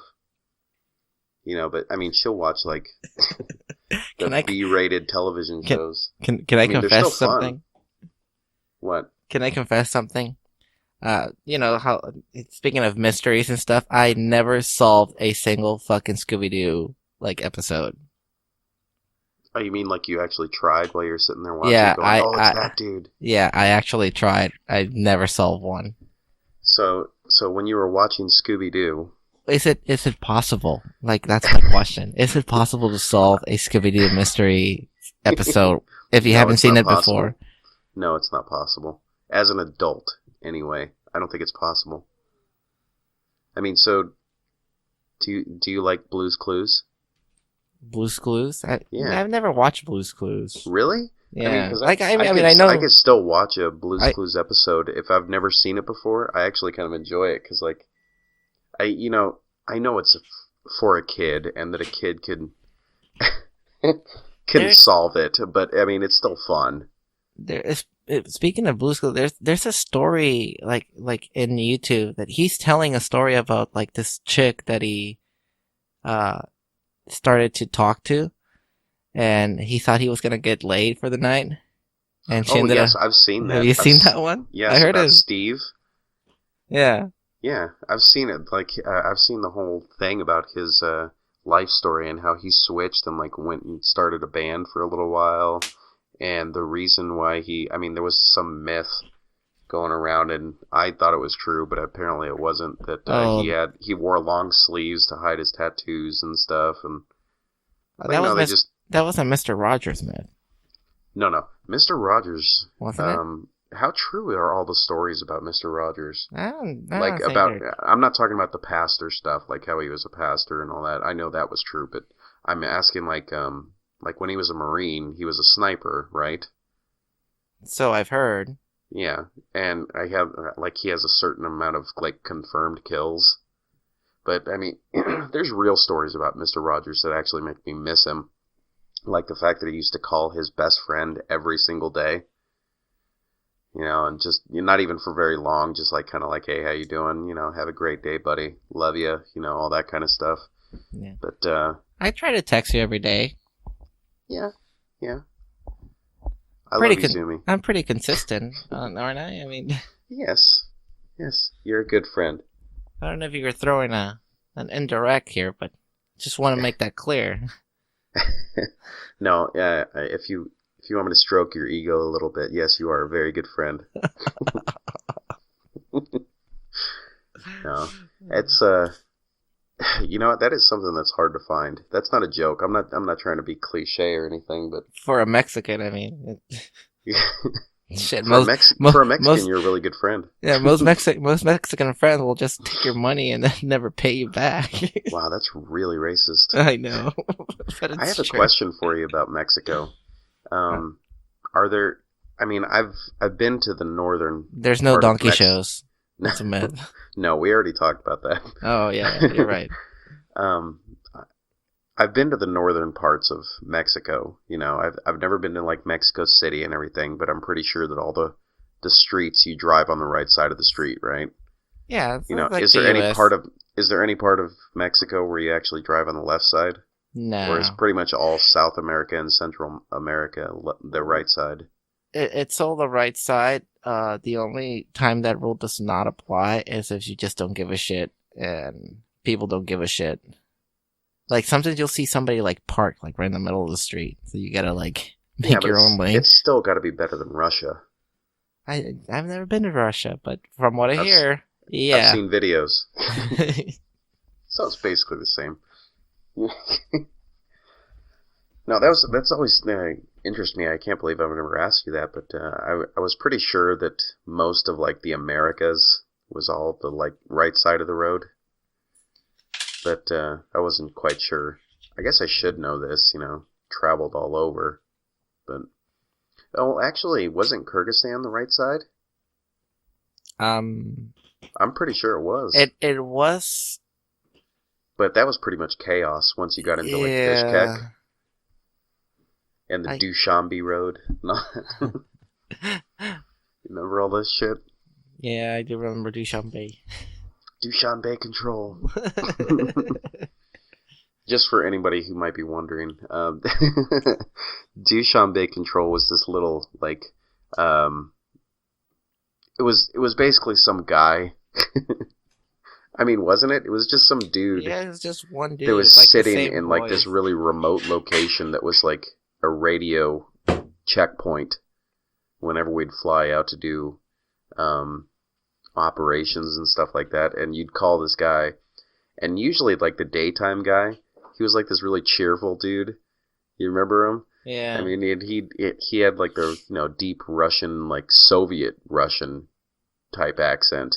I'm not talking like modern Russian. If you don't know what the difference is, go ahead and look it up on YouTube. Like, there's a big difference between like old school World War II Russian and modern Russian accents. It's kind of like American, like 1920s, 1930s accent, and now.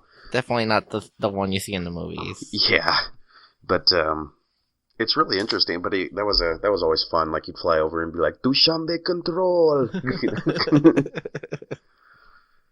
It's like you have to expect to hear the like Red Army national anthem playing in the background. Yeah. He was good people. Yeah, he was a good guy, I think. Yeah. But the other one there was another one that was kind of an asshole. Well, he was the night guy. Yeah, I don't know. I remember we used to call and just say douchebag. Like, and he wouldn't know the difference. Be like, douchebag control. Yep. We did that a couple of times when we heard that people were doing it. We're like, oh, that's funny. Like, douchebag control. And then he'd be like, who's calling Dushanbe? Yeah, I have a question for you. Do you remember how dark it used to get in the cargo hold of that plane when it was night and you turn off all the lights? Dude, I once like I misstepped on the climbing up of the boom pod. I face planted, dude. Oh, dude, it was so fucking. It hurt so bad. So I just remember, like, inside the plane when you were flying, when you were at, say, like 30 to 35,000 feet, and it was nighttime, it was pretty loud, right? Inside that plane, because of all the wind, or all the air rushing across the plane. It didn't have very, very good insulation like all these newer type planes. It definitely wasn't like a commercial airline. Yeah, trust me, when I moved to the reserves and I got the noise cancellation headsets. Oh, God. Yeah. Oh, no, actually, they had the Bose ones at Fairchild, but they just weren't quite as good as, like, because that wasn't real noise cancellation. That was actually false. So basically it was just putting a sound in your mic that drowned out all the other ones. Do you understand? You get what I mean? Yeah, I do. So it was actually worse for your hearing, and they found out, so they got rid of them all. No wonder my hearing's all fucked up. Yeah, that's why you can. But that plane, it was so loud, but you'd have your headphones on, and it's dark as hell, and do you remember hearing stuff in that plane? And it was creepy because it was an old plane, and it was really dark and really, like, old smelling, and everything's metal and tape, So... Well, this is how bad it is. That, like, our floor, like, technically that airplane didn't have floors. It had the bladders of the of the gas, so they put fucking plywood. That's all it was. It was just painted plywood. Plywood. It's the actual flooring of that jet. It's so weird. It was so much fun though. That was a good plane. It really was. You'd hear about all these other. How many times did you have a receiver cancel? Because they just wouldn't get off the ground, and our plane was always going up. Yeah. Every single time. Very rarely would you be grounded. I think overall we had like a 96% reliability. Yeah, it was an impressive plane. I hope they keep it running. Because until those things die, well, actually, that might not be a good thing to try. Yeah. But like I said before, the oldest jet that I was ever on, the oldest KC-135, was like a 1955 or 56. And that's pretty old. Well, didn't you ride Spook 50? Yes. That was 50. Yes, I mean, yes. that's Okay, then 1950. yeah, 1950. Damn. I think that was the oldest. So that was, I mean, now that's 66 years old. Jeez. That's crazy. And it's still flying. Yeah, probably. Now, why do they call it Spook 50? Was it because they kept on telling people that people died on it or something? Yeah, that's well. There's the thing. Like when I went there, everybody's saying like, "Oh, Spook 50 is where like somebody like I don't know if a cruise ship had a heart attack and died, and then like somebody like a navigator or a boom operator got sucked on the through the sexton port. I guess something collapsed or something like that, and he got sucked." So, but hold on. But here's the thing: when I went to March, like March had its own airplane with that same fucking story. So yeah. I'm like, yeah. I'm like, are you sure you're not like, Stealing? pulling my leg here and stuff? But so I don't know. Like everybody claims that in that jet somebody died and it's haunted and stuff, and I'm just like, That's yeah, probably you know just some what? douchebag airman first class that. Yeah, it's the same as like I think it's under the same category as somebody to get 50 yards of flight line. Yeah. And just making them. Do you remember the runway at Manus Air Base? I do. And the fucking potholes in that runway? I've never seen that before until I went there. It's like, dude, you guys need to get some asphalt on this thing. I mean, how much could it cost? But I guess how long is a runway? Well, it's pretty fucking long. What is that, like half mile? Half a mile. I mean, yeah. Yeah, I guess just about, right? Yeah, just about half a mile. Yeah, it's pretty long. I mean, I've seen longer. I mean, didn't Hickam Air Force Base had a pretty long airfield? Yeah, Hickham's airfield is like it goes on massive. Forever. Yeah, I mean, you had plenty of room. I mean, there's no calling a go around. It's like, no, you got time. You got time. Oh man. There's a lot of stuff that we did in the military that like I see that you. Yeah, it was I don't know if that's. It was the number one, and I was gonna share this this story with you before the Eric Young story, but I thought our audience deserve a good story to start the day, and probably probably another funny story to like end the day or end the night. Sure. But so and I'll just give a little backstory. But you were not in school with me in Oklahoma. You were ahead of me, right? Yeah, just by a few weeks. So, but I don't know if I ever told you this, but when I was there, I was like really, really skinny, like scary skinny. You're telling me like this, I don't remember. I know, dude. So, but people don't know though. And I used to get, and I'll do air quotes here, randomly selected for drug screening every other fucking week. Yeah. Like it seemed that every single time they did it, I got selected.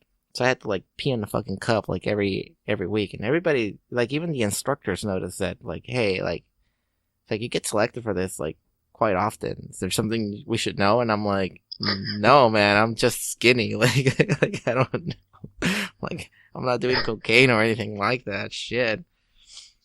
And so that kind of followed me though, like that kind of that luck or that randomness followed me through Fairchild, and every other month like I would get selected to go do a fucking piss test. Mm-hmm. So the guys that were there like actually got to know me on a first name basis pretty much. And they'd be like, air quotes there, first name basis. Yeah, they was just assuming it's like, dude, like, are you here? It's like, again? I'm like, yeah, I know. It's like, well, you know the drill. So I don't know if it was like because of that then all of a sudden I got selected to do um what's that detail called, Lonnie? Viewing.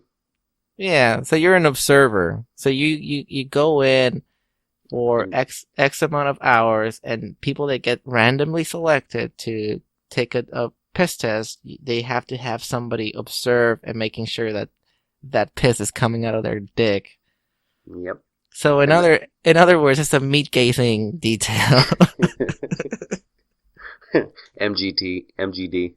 And but here's the thing though. Here's the funny thing. Like a lot of people, they had two red lines or two. It's just pieces of tape, or they're usually marked in red at a 45-degree angle in the restroom. Yep, right there at the urinal or the toilet. So everybody was saying that one line is for the pisser to stand, and the other line was for the observer to stand. That's really i.e., close. you're like, you're bumping to each other, Shoulder and to shoulder. shoulder to shoulder, and meat gazing. And I'm like, I've never did that. And then later on, the lines made sense to me. And I'm like, oh, like, I get it. So what it is that you make the left foot touch the the left line, and then the right foot touch the right line. Okay. And they're at a 45-degree angle. That way you have you can be, at a distance and observe. You don't have to be, you wouldn't have to be bumping like right next to each other. But everybody in our squadron that had that detail would tell everybody, it's like, yeah, you gotta be like right next to him. There's two lines. Like you stand on like right next to him to make sure. And I'm like, no, dude, like, I can't fucking pee if I do that. Like, I hope you're not doing that. I'm like, I try to explain this to this one kid. You probably remember, Johnson. Oh yes, dude. I mean, I know that's a common name, but I remember. How fucking stupid can you be? I told him, like. It's like, dude, I seriously hope you haven't been doing this.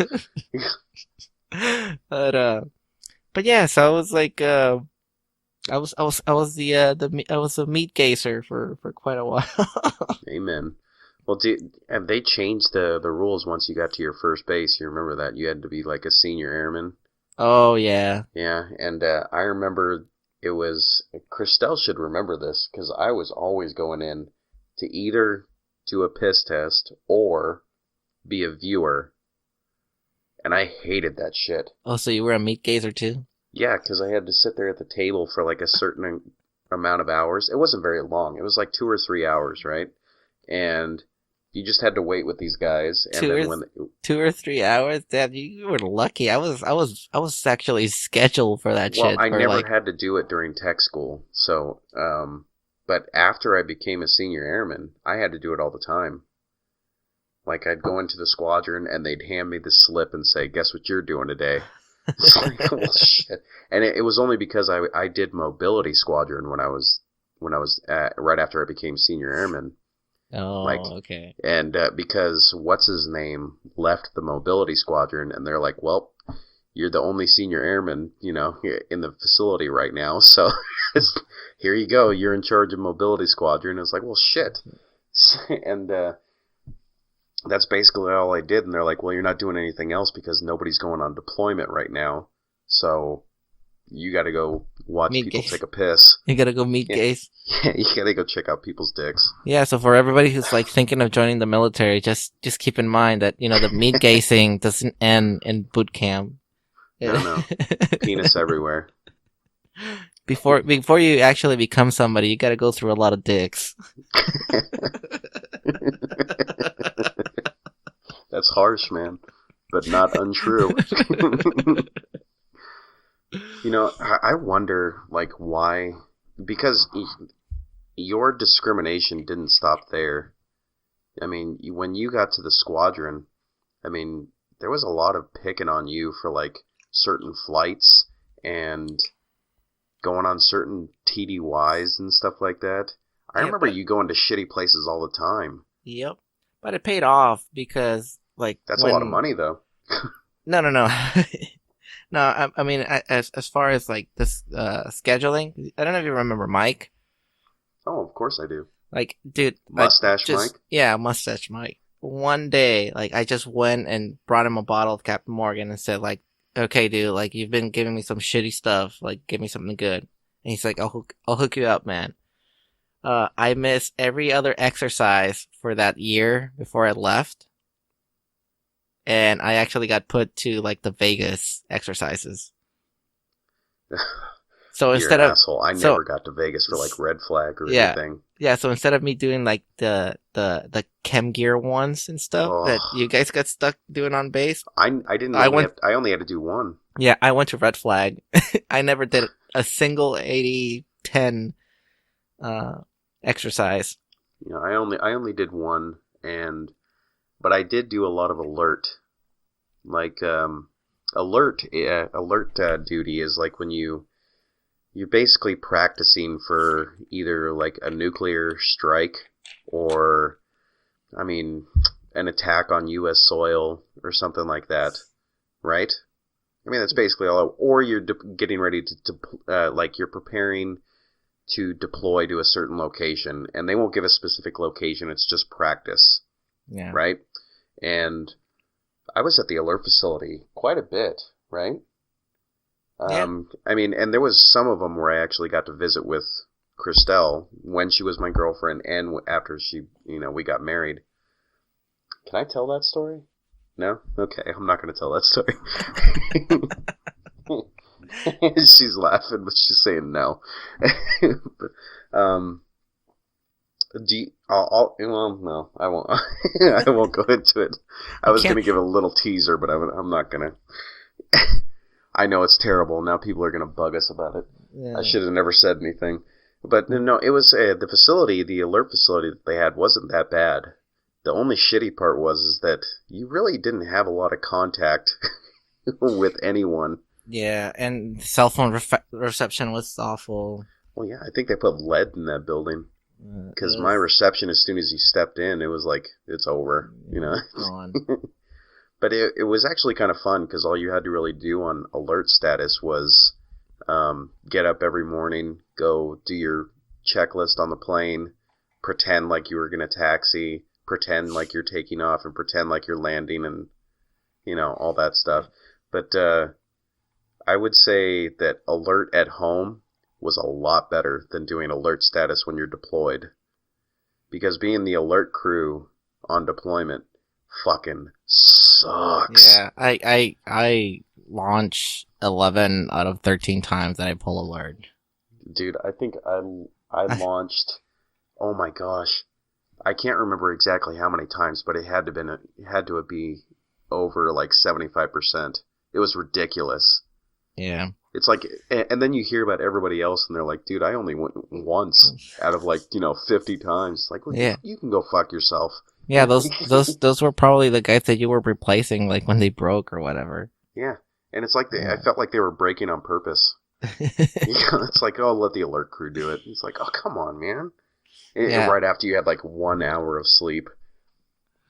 Yeah. I mean, I remember on one, like, we were usually the night crew. Mm-hmm. So when they did alert, we were all our schedule was all fucked up, right? So by the time I went to bed at like 6 a.m, like my pilot gets just busting through the door, like, we gotta go, and we're like, are you serious? It's like, yeah, let's go. Like, fuck. Yeah, it's I really didn't mind alert status, but I didn't mind it in the reserves because I got paid doing it, but it's active duty, yeah, it's just a waste of time. Yeah, it really just did kill all of your plans because they wouldn't tell you until like a couple of days before at the maximum, you know. And but it really wasn't too bad at home. At overseas, I mean, you knew when you were gonna go, but it was just so fucking boring. You know how much Xbox I played? Oh yes, well, Christelle wants to tell me when the thing that was cool about, I guess the difference when I was deployed and I'd be on alert status is they had a phone in everybody's room. Oh yeah. Yeah, and I would just call Christelle and talk for a few hours and waste all my card minutes, you know. Yeah, we got talked to about like those calls because they were technically supposed to be morale calls, Yeah, i.e., 15 minutes, and they were listening too. and people were just like there for like 30 or 3 hours or whatever. I know I'm guilty of it. I did it. Did a lot of phone sex. Yes, well, I'm not gonna say that I did or didn't, because I don't want to. I'll confess it for you, Lonnie. Don't worry about it. So, No, but I mean, I know that it was just for like, you know, you call for 15 minutes, but it was like, how many hours did I talk on the phone? I can't get in trouble for it now, so a long, long time. I mean, I was supposed to be sleeping, so. yeah. But what's the longest flight you ever had? The longest flight I've ever had? Yeah. 13.4 Oh, you sweet summer child. from an alert launch. That's so juvenile. That's so fucked up. It pisses me off. Mine is 18 hours and 45 minutes. 18 hours? 18 hours and 45 minutes. How the fuck did you pull 18 hours? 18 hours because nobody showed up and we were full on gas. Well, mine was 13.4 and we were like the same scenario. Nobody showed up. And we were also at a really high altitude. Oh, you had one of those pilots. Yes. Well, that was AC. And she didn't have a choice. That's where they put us. Oh. Yeah, because they wanted us up there as long as possible, just to make sure. Yeah, you know, it's. God. Yeah, I've never heard of anybody doing 19 hours, dude, up there, unless you're like a KC-10. But fuck that, you know. Yeah, that was a pretty brutal flight. I remember calling Christelle after that flight, and going, "My God," and she was asking me like, "Huh?" Oh yeah, she was pissed when I first called her because she thought I had like died or something. Because I usually like, you know, I would skip a couple days, you know, between calling her, you know, and it would be fine. You know, she understood. You know, like something was, you know, I just couldn't do it. Right. Or there was just so many people at the phones that there was no way I was going to get a phone call in. You know, so a couple of days, but at that point, how many days it had been? Like 5 days? It was a long time, and so she was freaking out. So when I finally called her, I don't know what time it was here when I called you, but she's like, "Where the fuck have you been?" Like, well, and I had to explain to her, it's like I am not in the mood to like explain all the shit that has happened in the last few days, so you just need to calm down, and I need to go to bed, you know? But after that kind of stuff, they did give us a couple days off, you know. Yeah, see, they were usually pretty good about that. See, their concept of giving us a day off was to put us on alert, and we'd launch, like I said, every fucking single time. It was just like, I remember when I went back, I couldn't fly. I went technically as a passenger because I had so much hours that I was over. I was over my waiver. So, yeah, like you couldn't even give your own waiver at that point because you had so many hours. It's like, I only hit that a couple of times. I never really did too much. I'll tell you my easiest deployment, though, was with AC because I only flew a grand total of 22 times. Nice. Yeah. I mean, I had days, probably like 3 or 4 days in between flights sometimes. I mean, it was... And... I'm not going to say, you know, what I think the reason was, you know, but I did have a female pilot, you know. So, I mean, it was, there was a couple of times where I'm pretty sure that she used the excuse that she was at that time of month, a couple of times a month, you know. So, and they don't force the females to fly when they're, you know, at that time of the month. Lucky you. Yeah.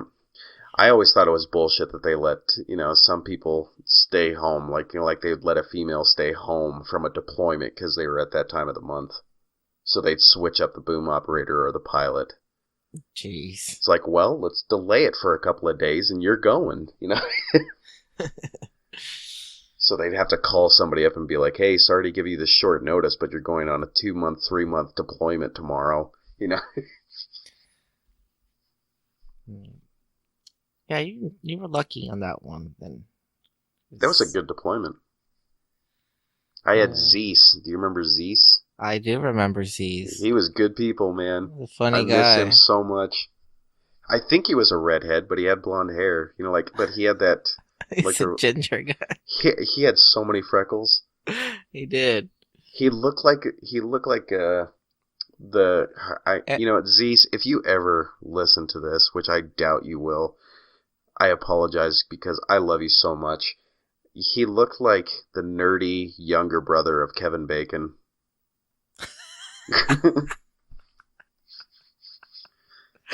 Oh. I mean, he looked like he was 12 years old. Yeah, that is true. I remember people mistaking him for the boom operator and calling me lieutenant and stuff. It's like, nope. Wrong guy. That guy over there. That boy over there. Out of all of my deployments, I think I had 3 deployments where the co-pilot was shorter than me. It's weird, and I'm not a tall guy. So, yeah. Remember Cants? Cants? Yeah. Greg Cants. Good people. I remember Walker. Walker was pretty funny, too. Cants was the guy that didn't think that we'd get into an argument. He was my co-pilot. Oh, yeah, I remember him. Yeah. You know what? Little Italian guy. Yeah, I actually went to a red flag with him, and he got pissed off because I hit, and I was supposed to stand on blackjack, but it ended up we ended up winning. The whole table ended up winning thanks for me taking that card. He put $100 down. So I was you can kiss my ass now. Yeah, he was like, "Sumi, what are you doing?" I'm like, "Dude, I got a hit." Fuck. Well, I mean, we've pretty much gone through all of our topics this week, which was very, very rare. I know.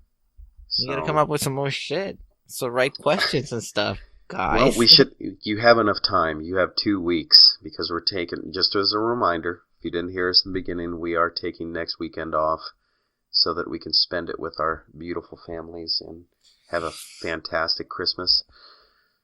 So, you want me to read the credits? You can roll them. Roll the credits. Yeah, so if you enjoyed this podcast, be sure to like us on Facebook. You can always find us on... to the background. We have 10 followers on Twitter. Represent. So, we are... What are you, a DJ? Yes, I told you I was going to do your background. Just go with it. You can find us on Twitter at NBTLT Podcast. And you can email us at nbtltpodcast@gmail.com. Motherfucker.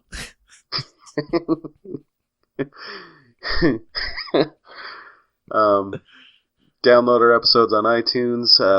Once again, we're not on Google Play or Amazon Plus or Prime or whatever the fuck it is. Because we don't give a shit about you people. Drop them pantyhose. Yeah. Oh my god.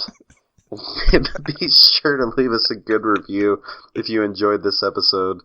If you didn't, you go ahead and leave a review anyway, and we will destroy you verbally. But we still love you for writing a review. So that would be it. And thank you to all the people that actually write in. Andrew, I'm talking to you. Stop asking me questions in person and start doing it on email. Yes, please. I need to read them too. I might have something smart to say about the topic. And Shadow Writer on Twitter. Shadow Twitter person. Shadow Tweeter. Yeah, use rum. I will find your name. I will find your name and I'll credit you next time we record. So I guess Captain Morgan for your eggnog, right? Yes, Captain Morgan or some type of sweeter liqueur. That's the answer to your question. All right, we're running really long, so that's going to be it for this week. We will see all of you after Like my the cock. holidays. Happy DJ Weezy! Happy holidays, guys. Have fun. Merry Christmas.